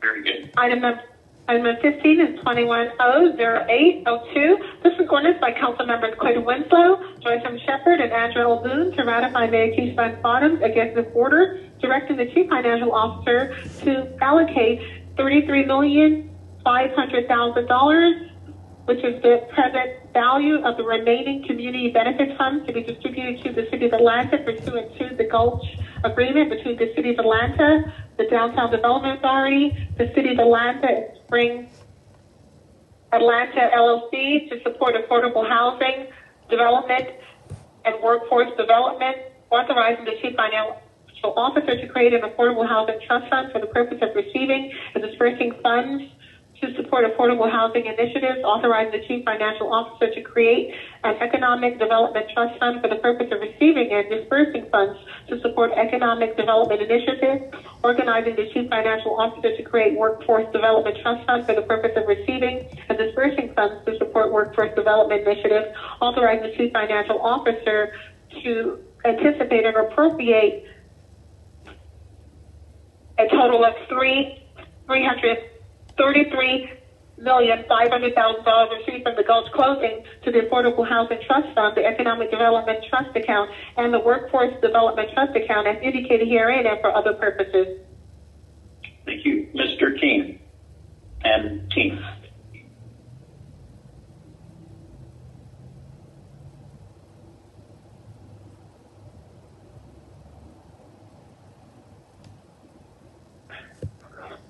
Thank you, Chairman Westmoreland and members of the committee for the opportunity to provide you all an overview of this legislation and the Centennial Yards Community Benefits Funds. This legislation ratifies the executive order by the mayor that directed the CFO to anticipate and appropriate the $33.5 million, which is the remaining community benefits funds negotiated as part of the agreement. These funds are allocated to affordable housing, economic development, and workforce development. Specifically for affordable housing, almost $21 million for programs related to the development of public land, down payment assistance, and the anti-displacement tax fund. For economic development, almost $11 million for programs related to the establishment of small business hubs, a local hiring program, a guaranteed income pilot, and child savings accounts. And finally, for workforce development, almost $2 million for the establishment of a center for transportation and logistics at the Atlanta Technical College. These allocations built upon the plans and strategies outlined in the Housing Affordability Action Plan and the Economic Mobility Recovery and Resiliency Plan, while also complementing other investments the city is making via the Housing Opportunity Bond and the American Rescue Plan. And so just thank you again for the opportunity to provide an overview. I'm certainly happy to take questions. I know the sponsors as well. Thank you. Colleagues, any questions or comments? I know all of us are somewhat to mostly familiar with these proposals. I have a question, Mr. Sure. Chair. Thank you, Mr. King, for your availability and your explanation as to where these funds are going to go. Since these funds were derived within the West Side tag, is there any prioritization for some of this assistance for the residents within the tag?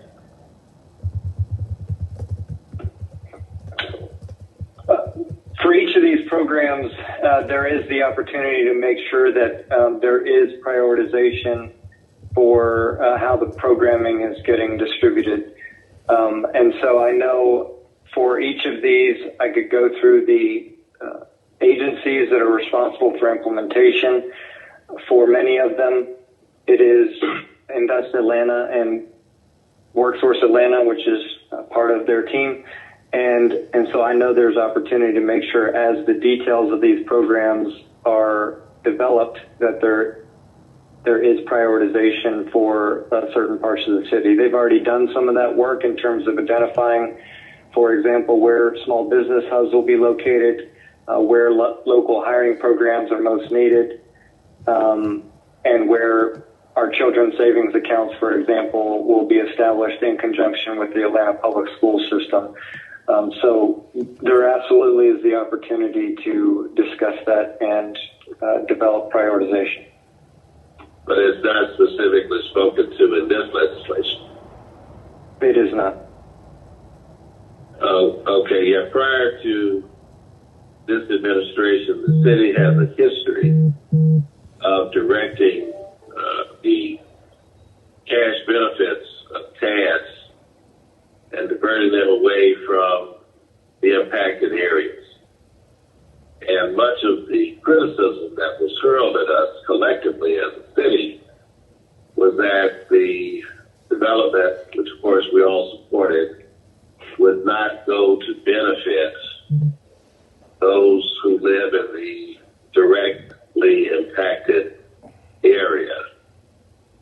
Is the administration opposed, or would they be opposed, to an amendment that would suggest that every effort be made to prioritize the benefits of these funds for the impacted TAD communities? You know, understanding that there are other areas of the city that need and deserve and should have these services, but that every intention should be made to first prioritize those who are within the TAD area.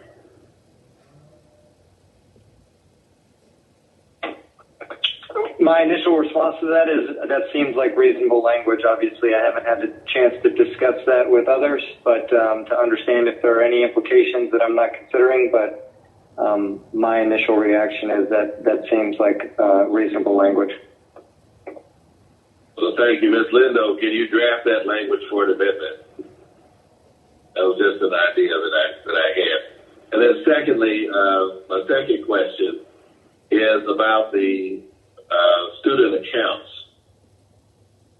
Now, are we providing funding, or are we going to be matching the funding for investment in these accounts, or are we going to be providing a deposit on behalf of these students? We are providing seed funding, and there are other mechanisms in place to incentivize further investment by these students and their families in their continued savings for college. But we are, the intention of this program is to provide seed funding to get that started for them. Now, I want to ask a question because it's been raised a couple of times this year. That would seem to be a violation of the state gratuities clause for us to give or donate or provide that type of funding to citizens, as the gratuities clause has been represented in debate at committee, is that the city cannot provide that type of benefit without, receiving something in return. Has that been vetted by the law department? Yes, and I'm getting feedback from the law department, who I'm sure is on and can speak to the details of it in terms of the way that it is structured to address your specific concern. They have certainly been an integral part of developing the details of this program. Yeah, I would like an explanation, because giving someone a direct cash benefit from the government, as opposed to, let's say, providing a service that we might offer to individuals as a government. It's been argued that providing a service to citizens is somehow a violation of the gratuities clause, but I would think just on its face that the government cannot give, cash to individuals for their own private use that doesn't benefit the city. So please, I'd love to hear how this will work.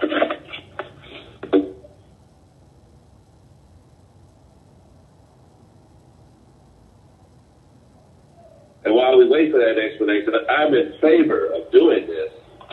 Just want to make sure that we are completely legal, because when George Andrews, the founder of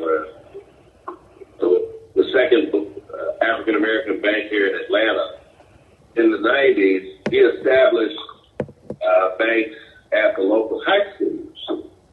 But that was a private concern that they matched the deposit of some of the students. But those were private funds. That wasn't public dollars. So please, if someone can explain it, I would.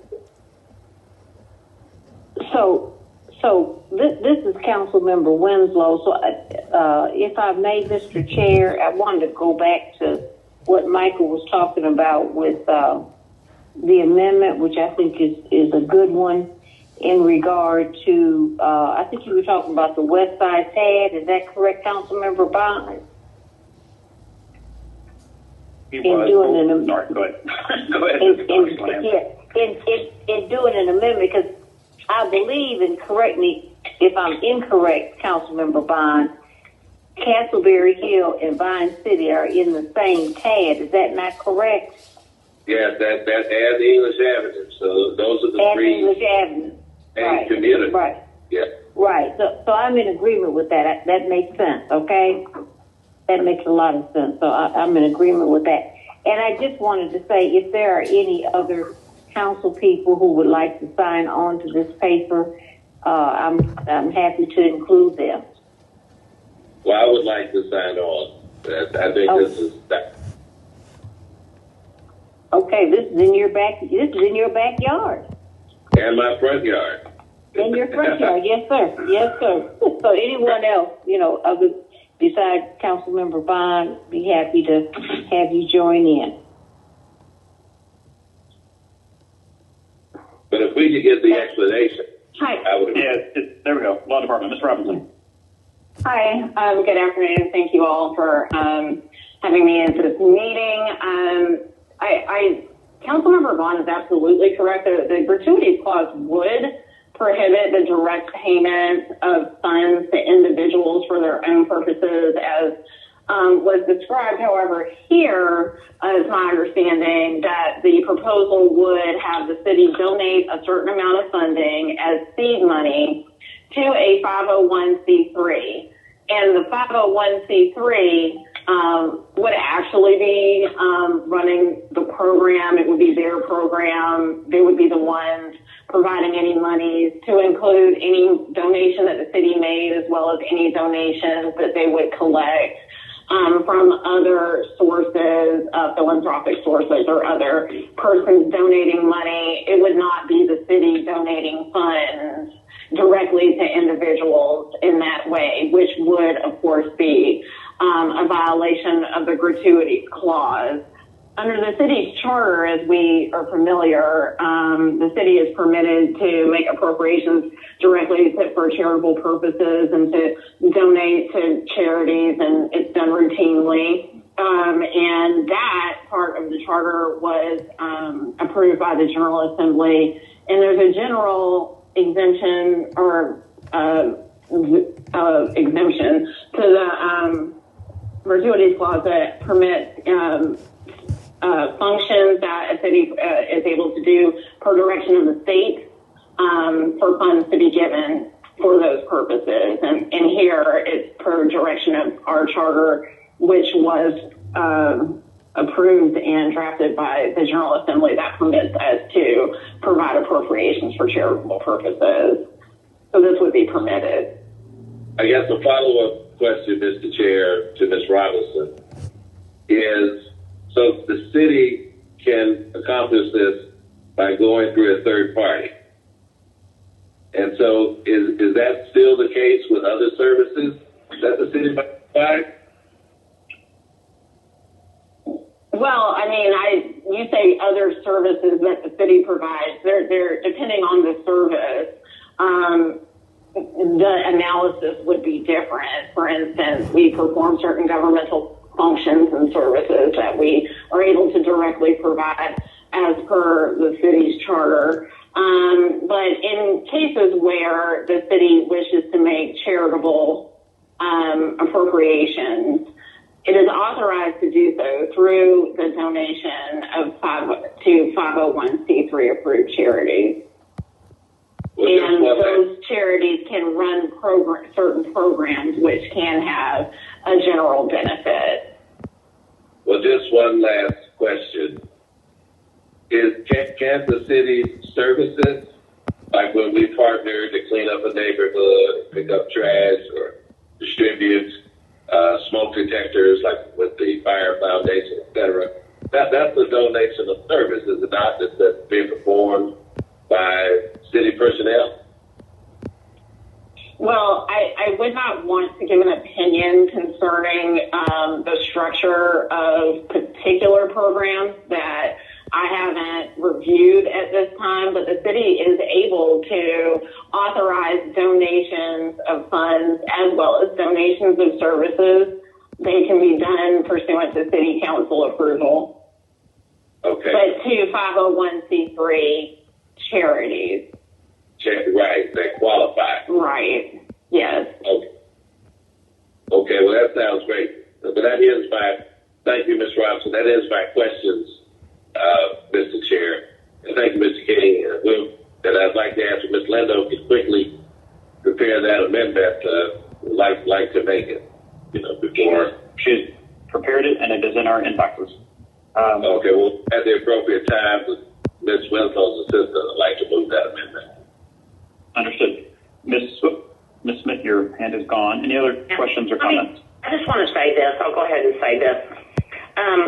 Y'all, my child is grown. He's an adult now. But when he was in elementary school, when Jane Fonda lived here, she had a program, and it's still in existence today. It's called GTAP, and it's a pregnancy prevention program. But they also taught elementary kids when he might have been in middle school.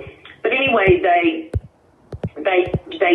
gave money. They earned it different ways. I remember they used to write them a check monthly for different things that they did.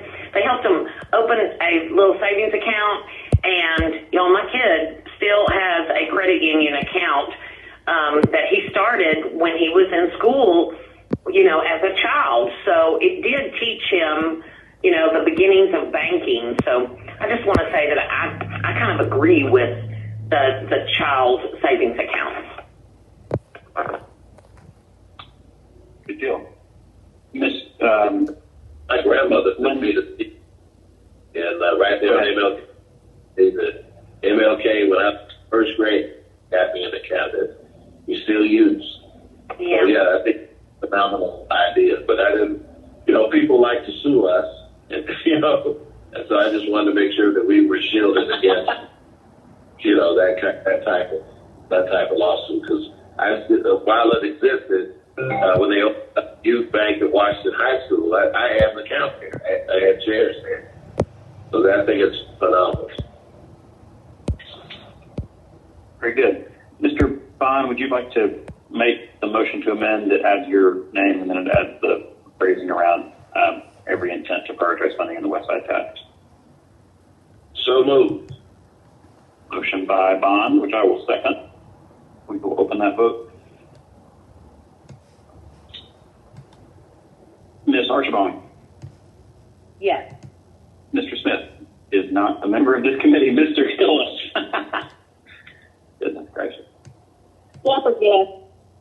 Thank you. Mr. Hillis? Mr. Brown?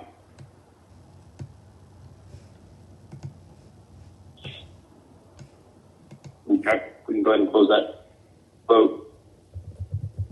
5 yeas, 0 nays. The item is amended. Are there any other questions or comments? Would just like to add my to the legislation. Yes, sir. That was included in the amendment that we just did. Oh, okay. Great. Thank you. Sure. All right. Ms. Shepherd, you and Mr. Bond are now co-sponsors. Would the two of you like to make the motion in a second?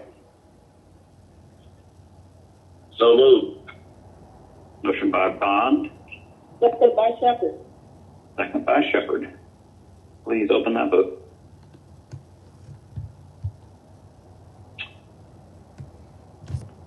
Ms. Archibald? Yes. Thank you. And unless we hear from Mr. Brown or Mr. Hillis, you can close that vote.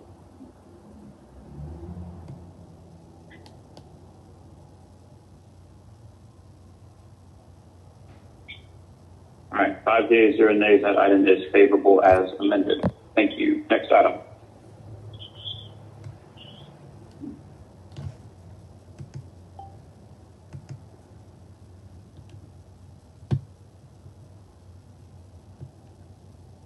Ms. Lindo, you might be muted. Thank you, Mr. Chair. That last item was also a dual referral and will be referred to SEC. Item number 16 is 21-0805.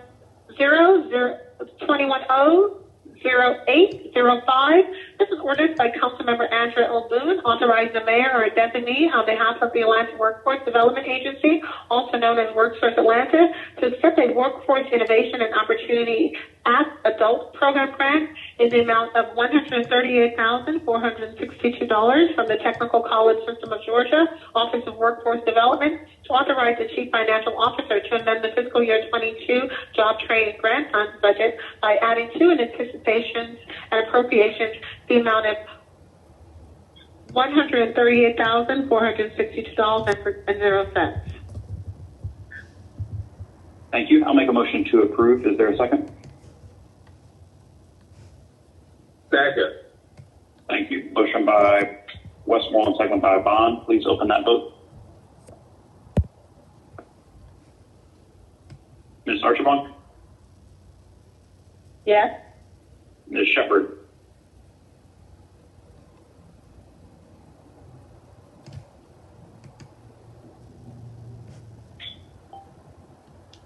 You there, Ms. Shepard? Oh, there we go. I voted. You did. We go ahead and close that vote. And add Ms. Archibald, 5 yeas, 0 nays. That item is favorable. On to the next item. Item number 17, Mr. Chair, is 21-0806. This is ordinance by Councilmember Carlos Smith, authorizing the mayor or designee on behalf of the Atlanta Workforce Development Agency, also known as Workforce Atlanta, to accept a Workforce Innovation Opportunity Act Dislocated Worker Program Grant in the amount of $266,876 from the Technical College System of Georgia, Office of Workforce Development, to authorize the Chief Financial Officer to amend the fiscal year 21 Job Training Grant Fund budget by adding to anticipation and appropriations the amount of $266,876 and for other purposes. Make a motion to approve. Is there a second? Thanks. I'll second. My bad. Motion by Westmoreland, second by Smith. Ms. Archibald, how would you like to vote? Yes. Mr. Bond? Aye. Thank you. Go ahead and close that vote. 5 yeas, 0 nays. That item is favorable. Next item. Next item, Mr. Chair, is 21-0808. This is ordinance by Councilmember Amir R. Faroki, authorizing the mayor or her designee to create the City of Atlantis Guaranteed Income Pilot Program as part of the National Mayor's Guaranteed Income Program to provide eligible low and moderate income individuals with a monthly stipend of up to $500 per month for up to 12 months to enter into a memorandum of understanding with the National Mayors for a Guaranteed Income, and authorizing the solicitation and selection of a program administrator, authorizing the Chief Financial Officer to appropriate $2 million from the Economic Trust Fund to the account set forth herein and for other purposes. Thank you. I'll make a motion to hold this per request from the administration. Is there a second? Second, Hillis. Motion by Westmoreland, second by Hillis. Please open that vote.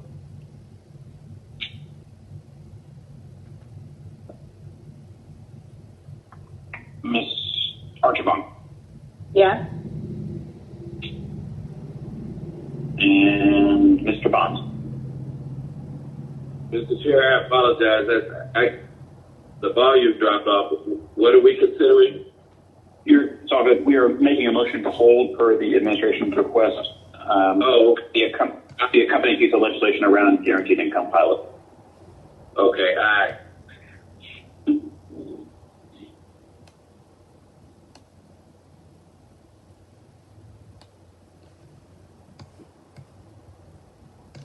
So that should be 6 yeas, 0 nays. That item is held. Next item. Next item, Mr. Chair, is item number 19, which is 21-00818. This is ordinance by Councilmember J.P. Mazzicai authorizing the Chief Financial Officer to amend the 2021 Park Impact Fees Fund budget in the amount not to exceed $4,500,000 from the Department of Parks and Recreation Park Impact Fund North to match a donation of $4,500,000 from the Northside Youth Organization for the Chastain Park Gym Renovation and Expansion Project. Funds shall be subject to and conditioned upon the collection and availability of future Parks North impact fees and adoption of the fiscal year 2022 and fiscal year 2023 budget and for other purposes.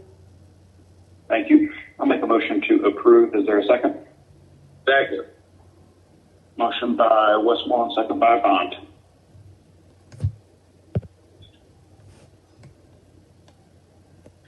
Ms. Archibald. Yes. Mr. Hillis. Aye. And Ms. Shepherd.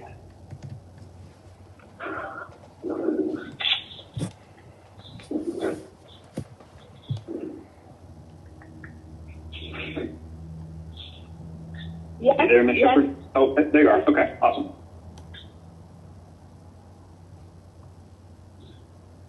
Go ahead and close that vote. That should be 6 yeas, 0 nays. That item is favorable. Next item.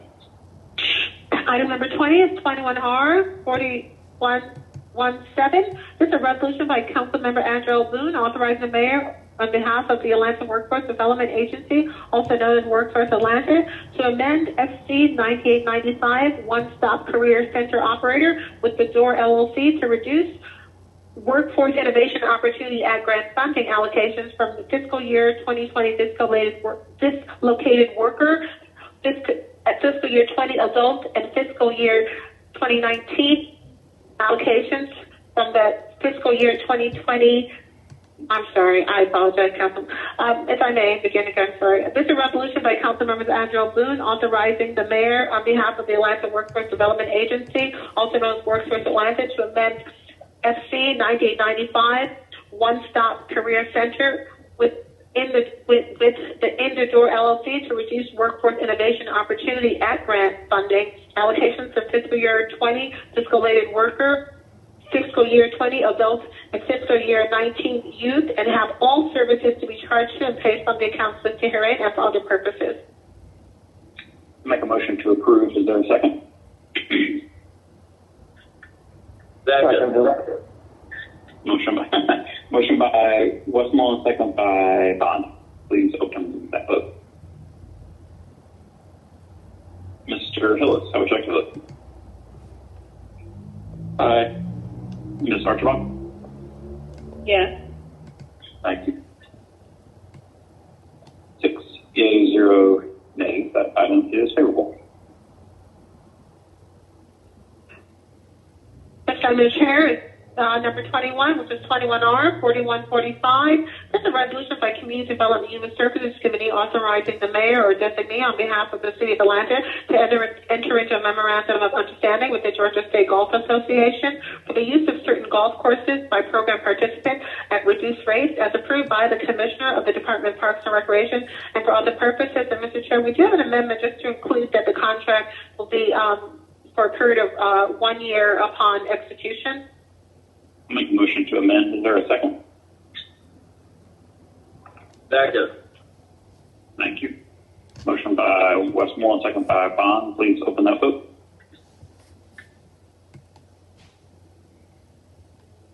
Ms. Archibald? Yes. Mr. Hillis? Aye.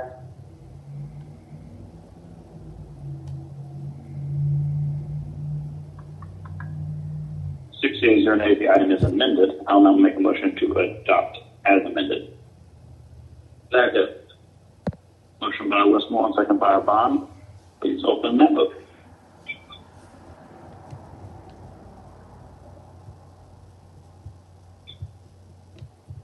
Ms. Archibald? Yes. Mr. Hillis? Aye.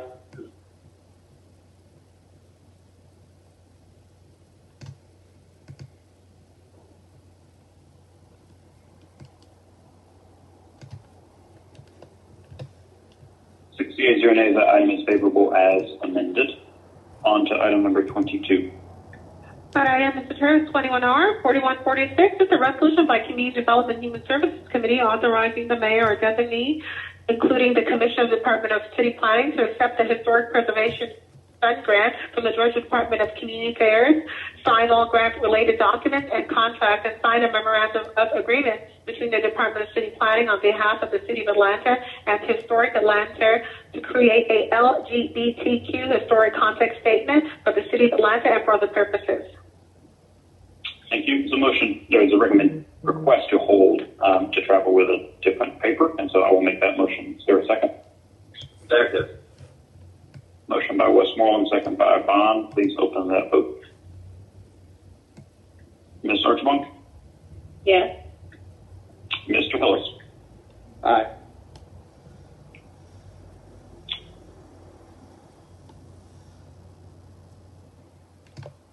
Six yeas or nays, that item is held for our next meeting. On to dual referred items number 24. Mr. Chair, that's 21-0811. This is an ordinance by Councilmember Antonia Brown to waive provisions of Part 3, Code of Ordinances, Land Development Code, Part 16, Zoning, Chapter 29, Definitions, Section 16-2901, of supportive housing of the City of Atlanta Code of Ordinances for the purpose of waiving the distance requirements for development located at 1200 Mobile Street, Northwest Atlanta, Georgia, 30314, and for other purposes. I will make, this item came favorable out of zoning yesterday. Mr. Brown is not here, so in his absence, I will make a motion to approve. Is there a second? Second. Motion by Westmoreland, second by Bond. Please open that vote. Ms. Archibald? Yes. And Mr. Hillis? Aye.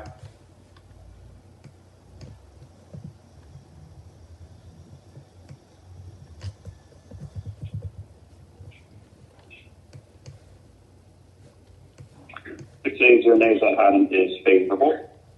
We have a number of held items in light of last night's community development plan hearing, and we are going to start with number 27. Mr. Chair, that's 20-1703, that's CDP 2032. This is an ordinance by Community Development and Human Services Committee to amend the land use element in the 2016 Atlanta Comprehensive Development Plan so as to redesignate property located at 1190, 1194, and 1200 McDonald Drive, Southeast, from the single-family residential land use designation to the high-density residential land use designation, and for other purposes. This has a companion zoning, Z2055, at NPUY and Council District 1. Ms. Smith? I'm sorry, I got distracted. What are we talking about? No, you're good. It's item number 27. It's the land use amendment companion to the 1190, 1194, 1200 McDonald Drive down in District 1. Oh, well, we're going to move approval. Okay. Motion by Smith, which I will second. Now, we haven't gone to the zoning on it yet. Oh, wait. In that case, it is currently held. Do you want to keep it held? Hang on, let's keep holding now. Mr. Chair, if I may, respectfully, this item was approved earlier the year in the March. This was just an oversight that it was on the agenda. It was approved by the zoning committee in March. Okay. So why do we have it here? Leave it alone? Yeah. I was just looking through the agendas to clean up for the end of the year and noticed that, and I checked with planning and they concurred that it was just an oversight. Okay, okay, I'll make a motion to approve. I just got a text. Yeah, you're right, Corinne. Thank you. All right, motion by Smith, which I will second. Please open that vote. Ms. Archibald?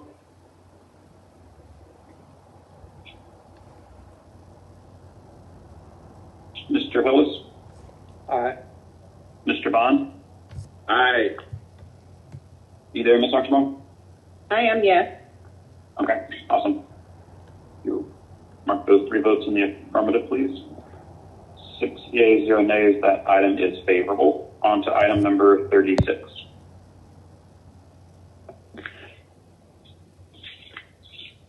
Mr. Chair, that item is 21-03-42. This is CDP 21. One sec, just to save us some time in the future. Let's wait on that item and move on to item number 38, and we'll come back to it.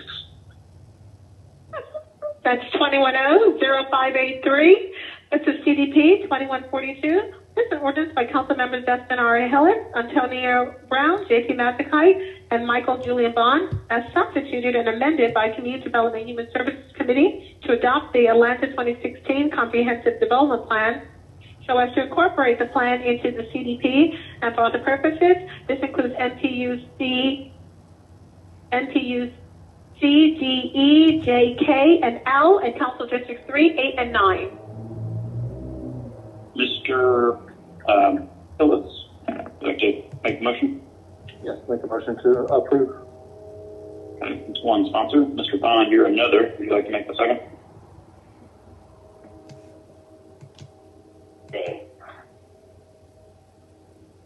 You there, Mr. Bond? Second. Thank you. Can you hear me? Motion by, yep, we're good. Motion by Hillis, second by Bond. You'll please open that vote. Ms. Archibald? Yes.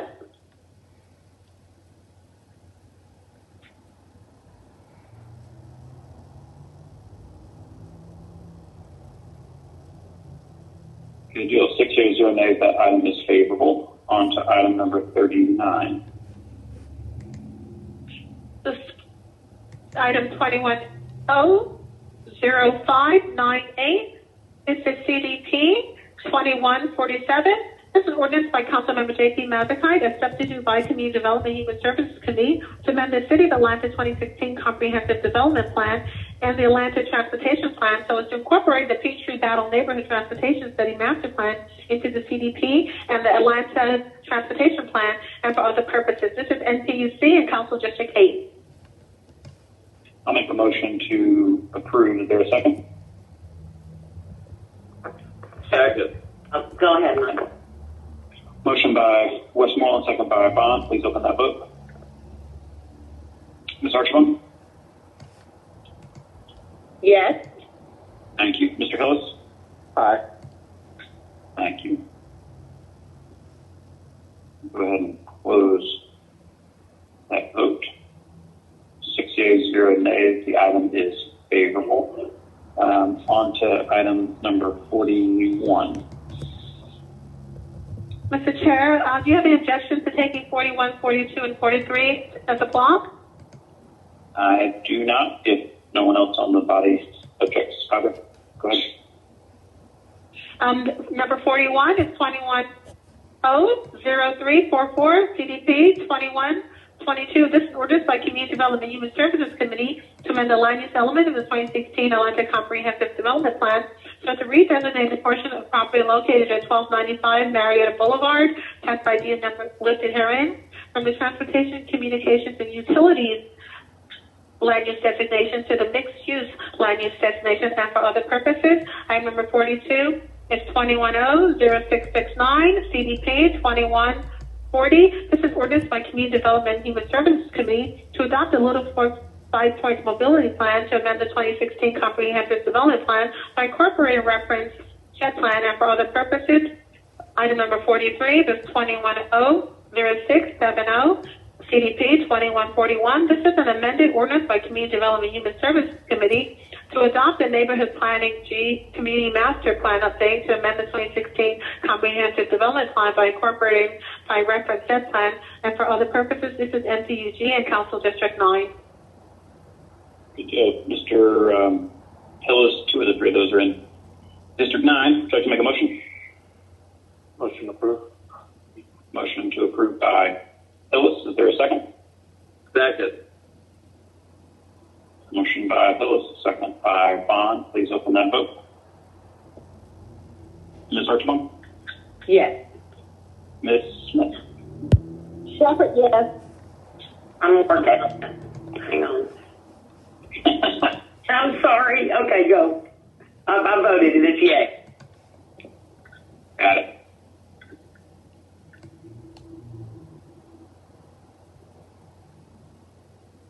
All right, good deal.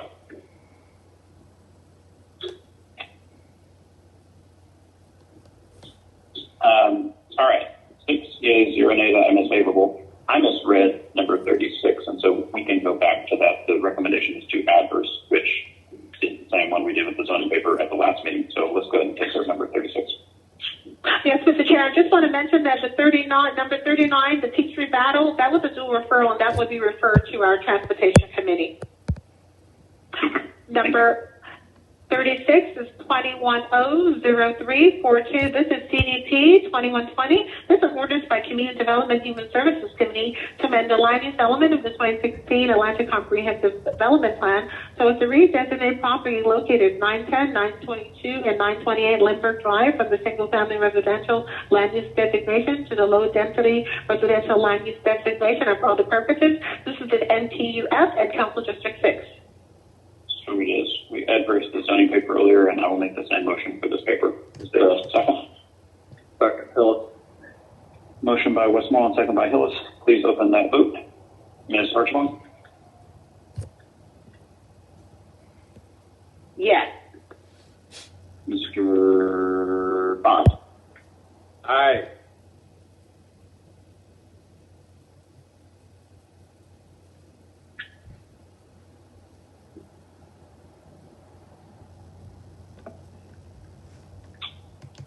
Thank you. 6 yeas or nays, that item is adversed. We're going to come back to number 44 at the end, and so we'll move on to number 46.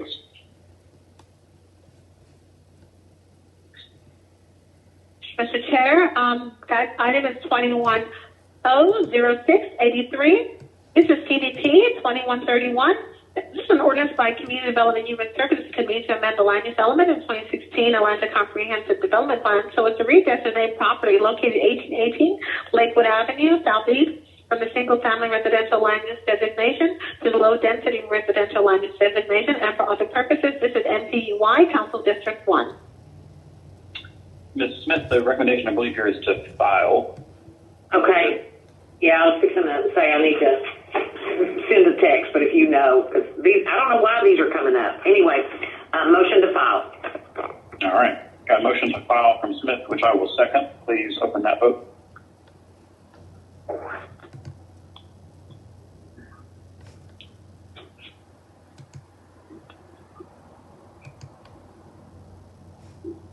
Ms. Archibald? Yes. Mr. Bond? Aye. Mr. Hillis? Aye. Thank you. 6 yeas, 0 nays. The item is filed. On to item number 47, 48, and 49. Mr. Chair, item 47 is 21-00684. This is CDD 2134. This is ordinance by Community Development and Human Services Committee to amend the land use element of 2016 Atlanta Comprehensive Development Plan so as to redesignate property located at 3393 Jonesboro Road Southeast from the single-family residential land use designation to the industrial land use designation and for other purposes. This is NTUZ, Council District 12. Item number 48 is 21-00685. This is CDP 2135. This is substitute ordinance by Community Development and Human Services Committee to amend the land use element of the 2016 Comprehensive Development Plan so as to redesignate property located at 3626 Peachtree Road, Northeast, from the low-density residential land use designation to the high-density commercial land use designation. Property located at 3693 Waika Road, Northeast, and a portion of 3705 Peachtree Dunready Road from the single-family residential land use designation to the high-density commercial land use designation. A portion of 3715 Waika Road, Northeast, and 3714 Peachtree Dunready Road. A portion of 3706 Peachtree Dunready Road, and a portion of parcel number listed herein from the single-family land use designation to the high-density residential land use designation, and a portion of 3715 Waika Road, and a portion of parcel number listed herein from the single-family land use designation to the medium-density residential land use designation, and for other purposes.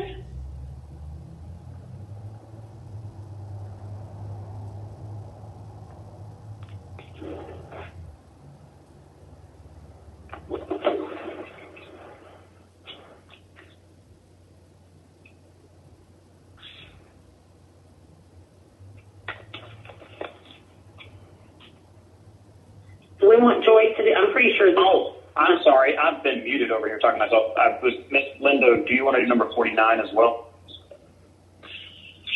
Yes, Mr. Chair. Yes, Mr. Chair. 49 is 21-00686. This is CDP 2136. This is an ordinance by Community Development and Human Services Committee to amend the land use element of the 2016 Atlanta Comprehensive Development Plan. So to redesignate property located at 1111 Hightower Road, Northwest, 0 Hightower Road, parcel listed herein, and 0 North Hightower Road, Northwest, parcel listed herein, from the single-family residential land use designation to the mixed-use low-density land use designation, and for other purposes, this is NTUG, Council District 9. All right, sorry about that. 3 items in the block, 1 and 12, 1 and 9. Ms. Shepherd or Mr. Gillis, if you'd like to. Motion by Shepherd. Is there a second from Mr. Gillis? Second. Motion by Shepherd, second by Hillis. Ms. Archibald? Yes. Mr. Bond? Aye. Good deal.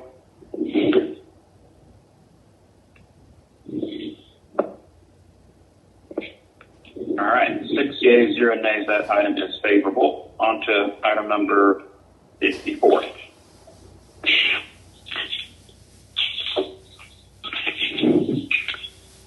Yes, Mr. Chair. One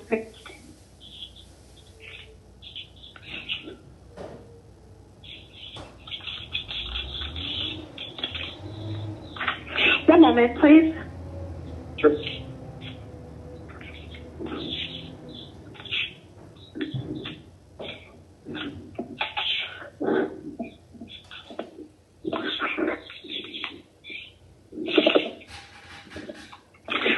I apologize, Mr. Chair. That's 21-0-0777. Mr. Chair, this ordinance is a substitute which changes the caption. I'll make a motion. Yeah. Well, let's make a motion to bring it forward so you can read a different caption. I'll make a motion. Is there a second? Second. Yeah. Thank you. Motion by Westmoreland, second by Smith. You'll open that vote.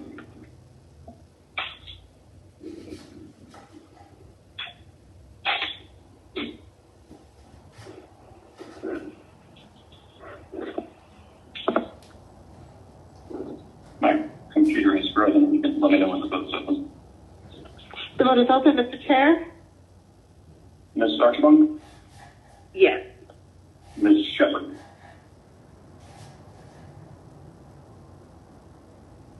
Mr. Hillis? Aye. Mr. Bond? I thought I had voted yes. Mrs. Shepherd, yes. Okay, awesome. And then Mr. Bond?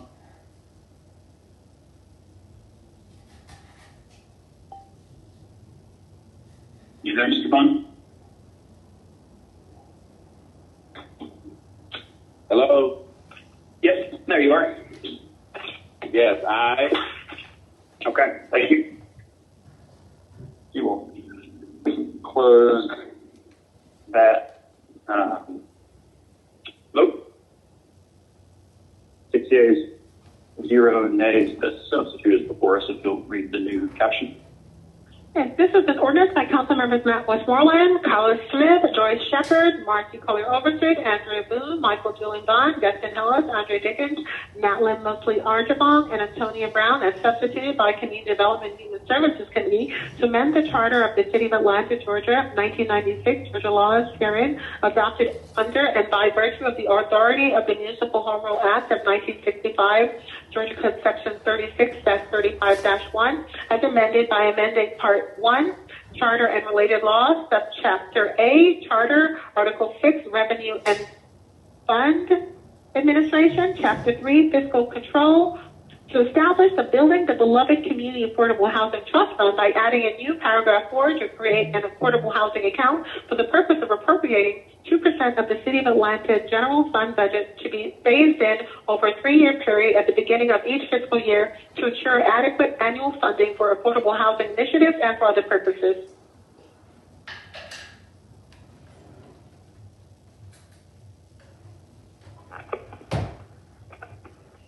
Chair got knocked off. He'll be right back.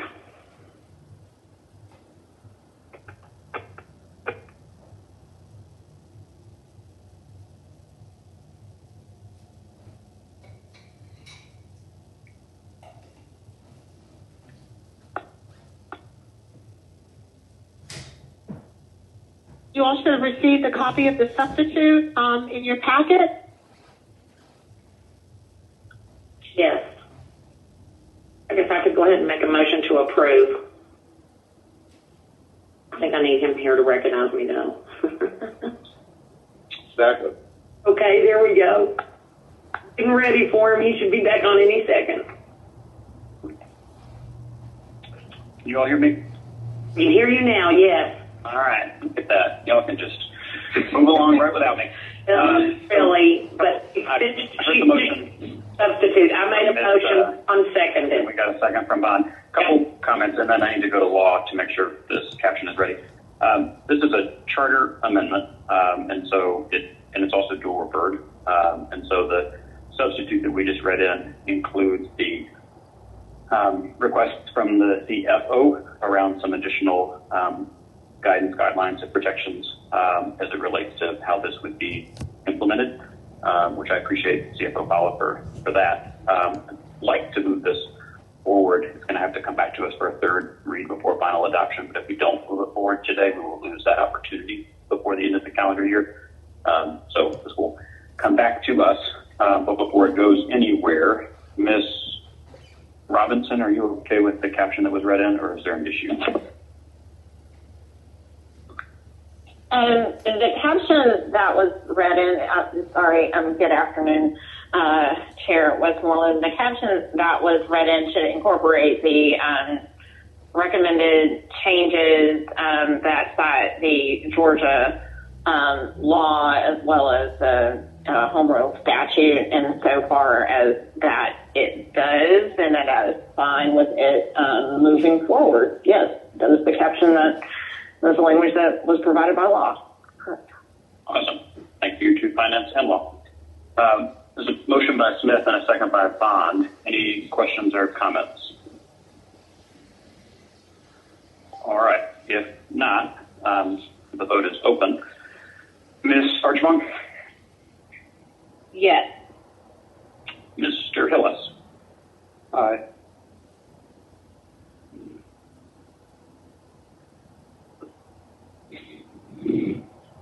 All right, 6 yeas, 0 nays. That item is favorable, and as we've discussed, is a dual referral and a charter amendment, so it will be back to us. Next up is item number 50. No, we just did number 54. Is item number 44. Yes, Mr. Chair. So this item will now go to SEC, and they will hold it for the advertisement period. Okay.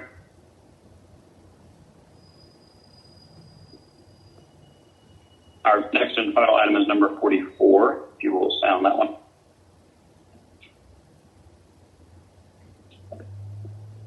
One moment, Mr. Chair. That item is 21-00671. This is CDP 2149. This is an amended ordinance by Community Development and Human Services Committee adopting the 2021 Atlanta Comprehensive Development Plan, Plan A, as the official comprehensive development plan for the city of Atlanta in compliance with the requirements of the Georgia Planning Act of 1989 and for other purposes. And Mr. Chair and committee members, I received amendments that were provided to you in the packet, and Planning Department has incorporated the recommended amendments, and I have forwarded to you all a updated plan with those revisions. Okay, so I'm going to go to Ms. Sitterfeld in a second. The document before us, we would need to make a motion to amend each of the 3 pages of amendments that we have. Is that right? Mr. Chair, there can be one amendment incorporating all of those if you so choose. Okay. Well, Ms. Sitterfeld, would you like to speak before we go through those?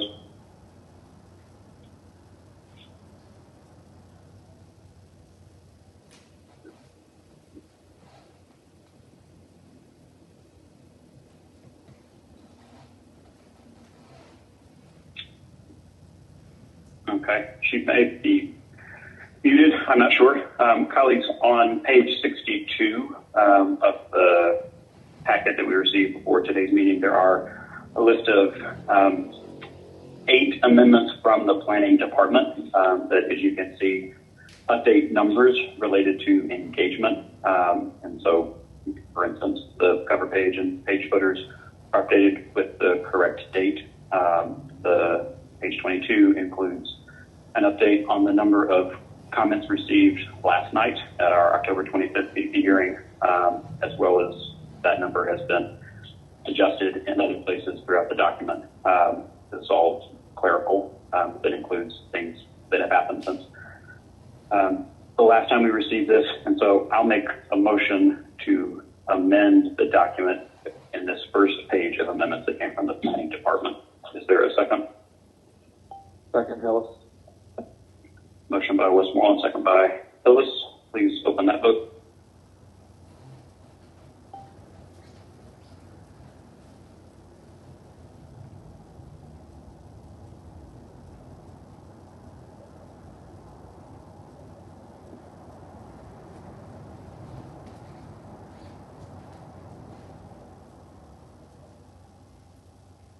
Ms. Archibald? Yes. Ms. Smith? Mr. Bond? Yeah, you're good. Aye. Thank you.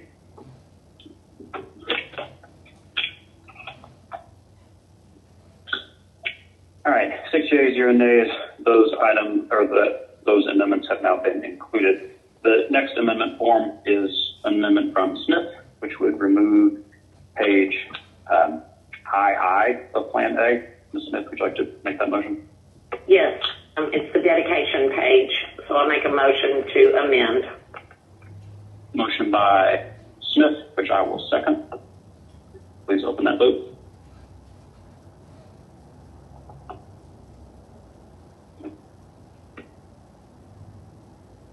Ms. Archibald? Yes. Ms. Hillis? Mr. Hillis? Goodness. Aye. Mr. Bond?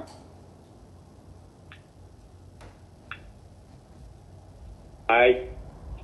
Thank you. Aye. Yep, now I can hear you now. Thank you.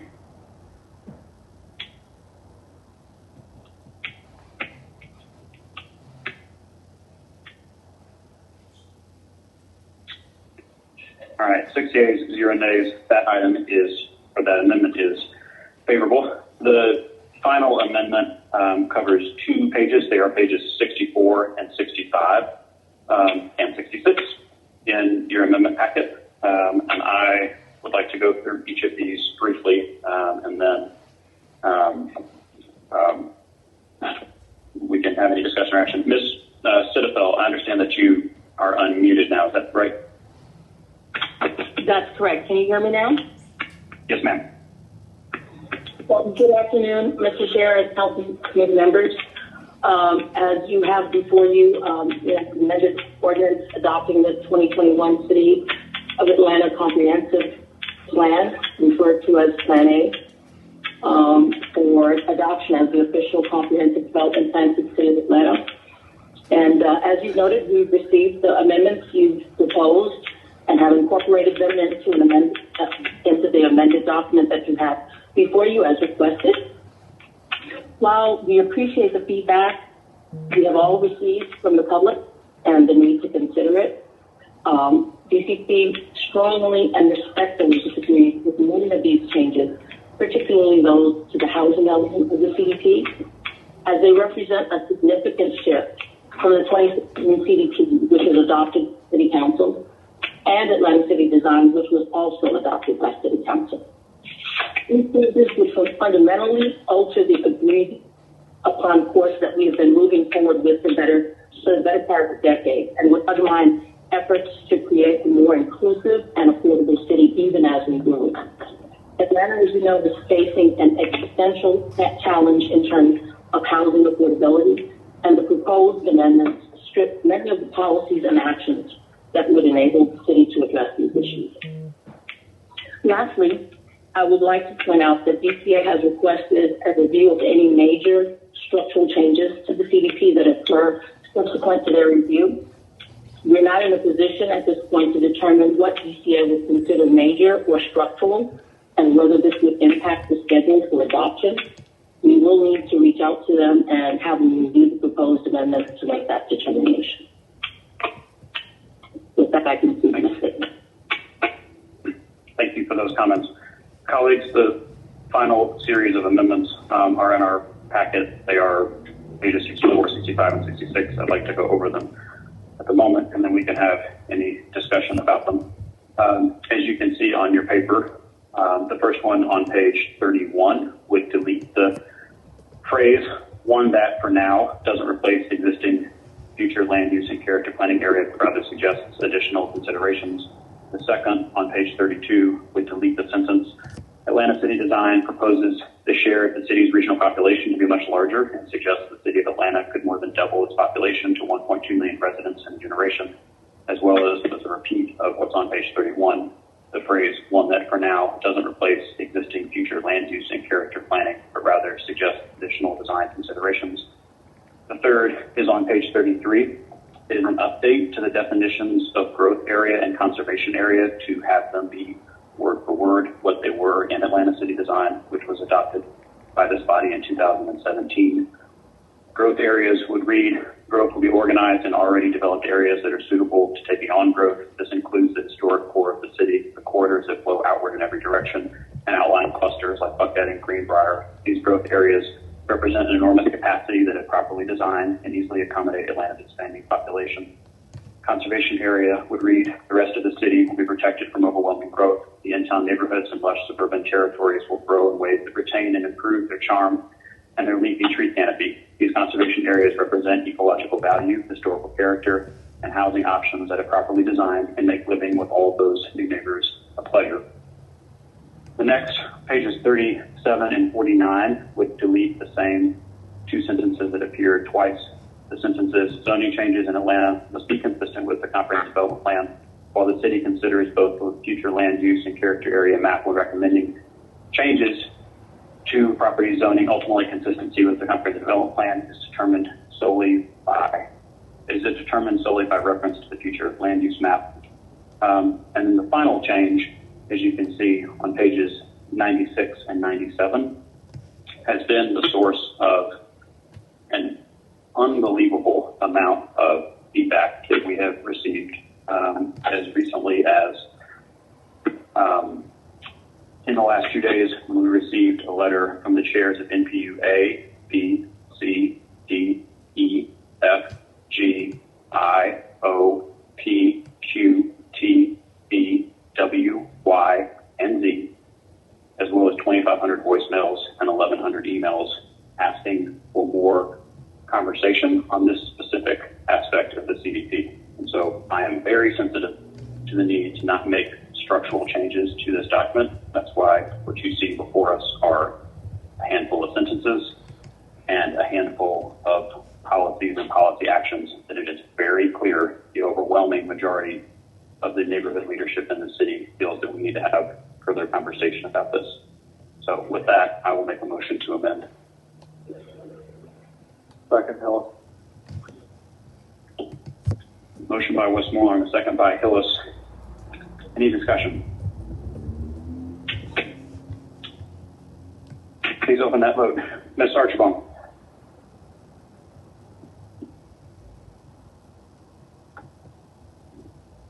Mr. Bond. Aye. Ms. Archibald.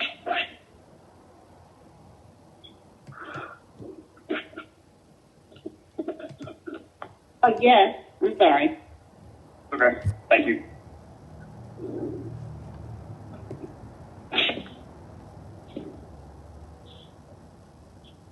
Zero nays. That item is, or that amendment is approved. I will now make a motion to refer with no recommendation to a special called meeting that will be held this Thursday, October 28th at 10 a.m. Is there a second? Second, Hillis.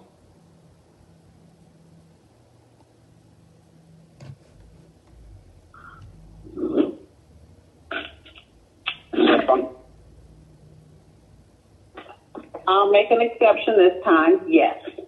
Thank you. Mr. Bond. Aye.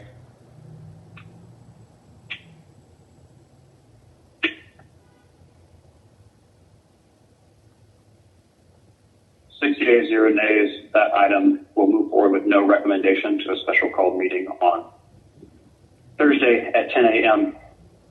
Finally, colleagues, is a walk-in piece of legislation that you can find on pages 72 and 73 of your packet, and I will read the caption. It's a resolution by the Community Development and Human Services Committee expressing the intent of the Atlanta City Council to continue making revisions where appropriate in the 2021 City of Atlanta Comprehensive Development Plan in accordance with the rules of the Georgia Department of Community Affairs, based on unprecedented feedback from Atlanta residents and neighborhood planning unit leadership and for other purposes. Ms. Lindo, I don't need to read this piece of legislation in its entirety, do I? No, Mr. Chair. Okay. Colleagues, before us is a walk-in legislation that attempts to continue the conversation that we are having, which is this city needs to pass a comprehensive development plan update by October 31st in order to maintain our qualified local government certification. It is very clear that our constituents expect us to continue having conversations and making revisions where appropriate in this document. It has become very clear to me how detailed the process is that the Georgia Department of Community Affairs lays out for what more significant or structural changes, the process by which those would need to be made. And so this is a resolution to let our residents know that we have heard their concerns, and that where appropriate, we will continue to work to make revisions on this document, and we will do so in accordance, obviously, with the rules of the Georgia Department of Community Affairs. So if there are any questions or comments or discussion that folks would like to have, otherwise, I'll make a motion to approve, and this resolution will go to the full council on Monday. Second, Hillis. A motion by Westmore and a second by Hillis. Ms. Archibald? Yes. Mr. Bond? Aye. Ms. Shepherd, yes. Shepherd, yes.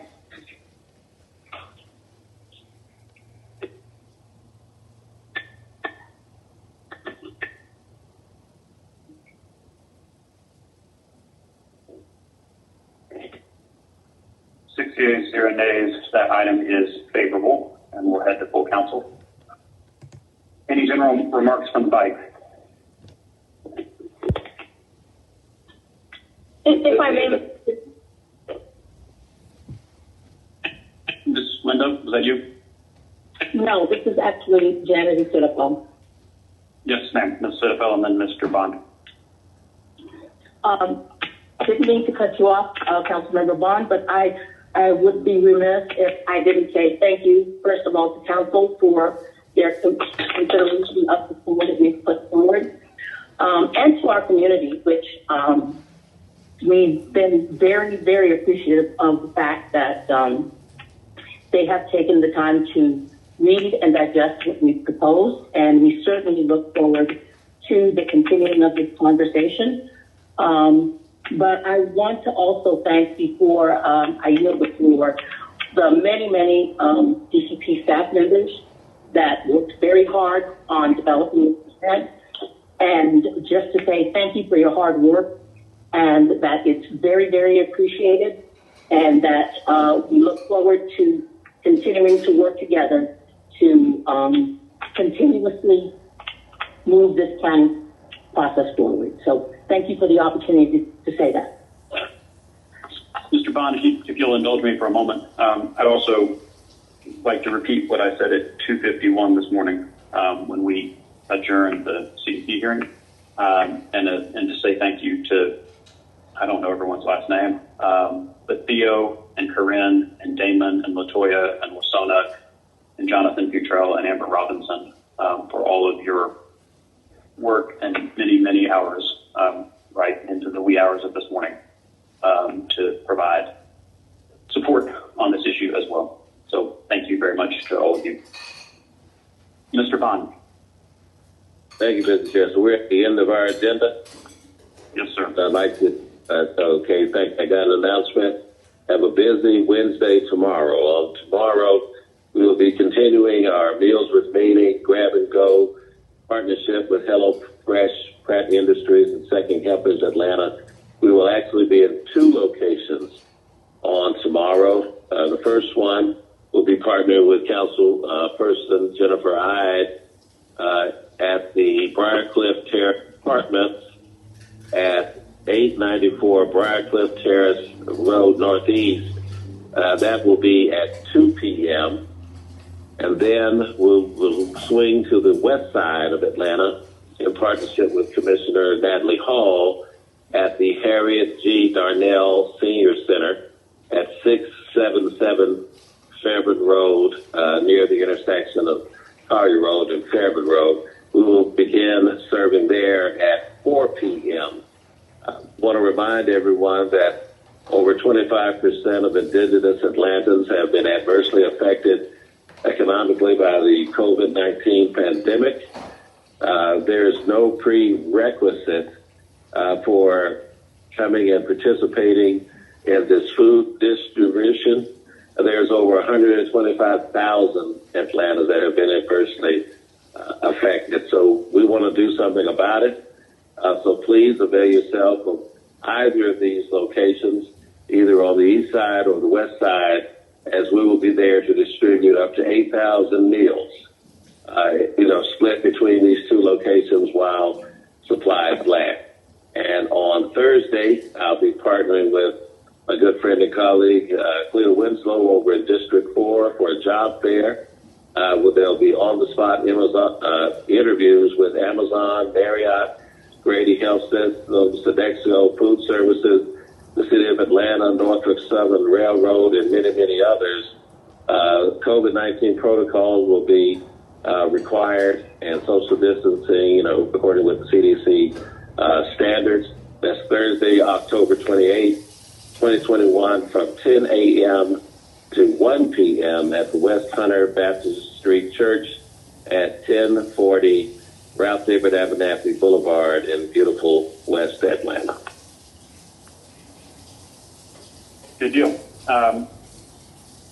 For the first time in 22 years, an Atlanta Brave will be throwing out the first pitch at a World Series game. First pitch is at 8:09 p.m. this evening. Go Braves. Thank you all. Ms. Smith? Move to adjourn. I have one thing that I wanted to say. I'm sorry, Mr. Chair, if I may say that. Yeah, go ahead. Okay. Didn't get an opportunity to weigh in on the remarks for the passing of Noel Khalil, but the funeral service is next Thursday at St. Philip's AME Church, just so we can get our count ready. Do you know what time? 11 a.m. Okay. Awesome. Thank you. There'll be more details later, but just because I know that. All right. That's it. Thank you. Sure. Ms. Smith. Motion to adjourn. Go Brave. Motion to adjourn, which Mr. Bond has seconded. Thanks, everyone.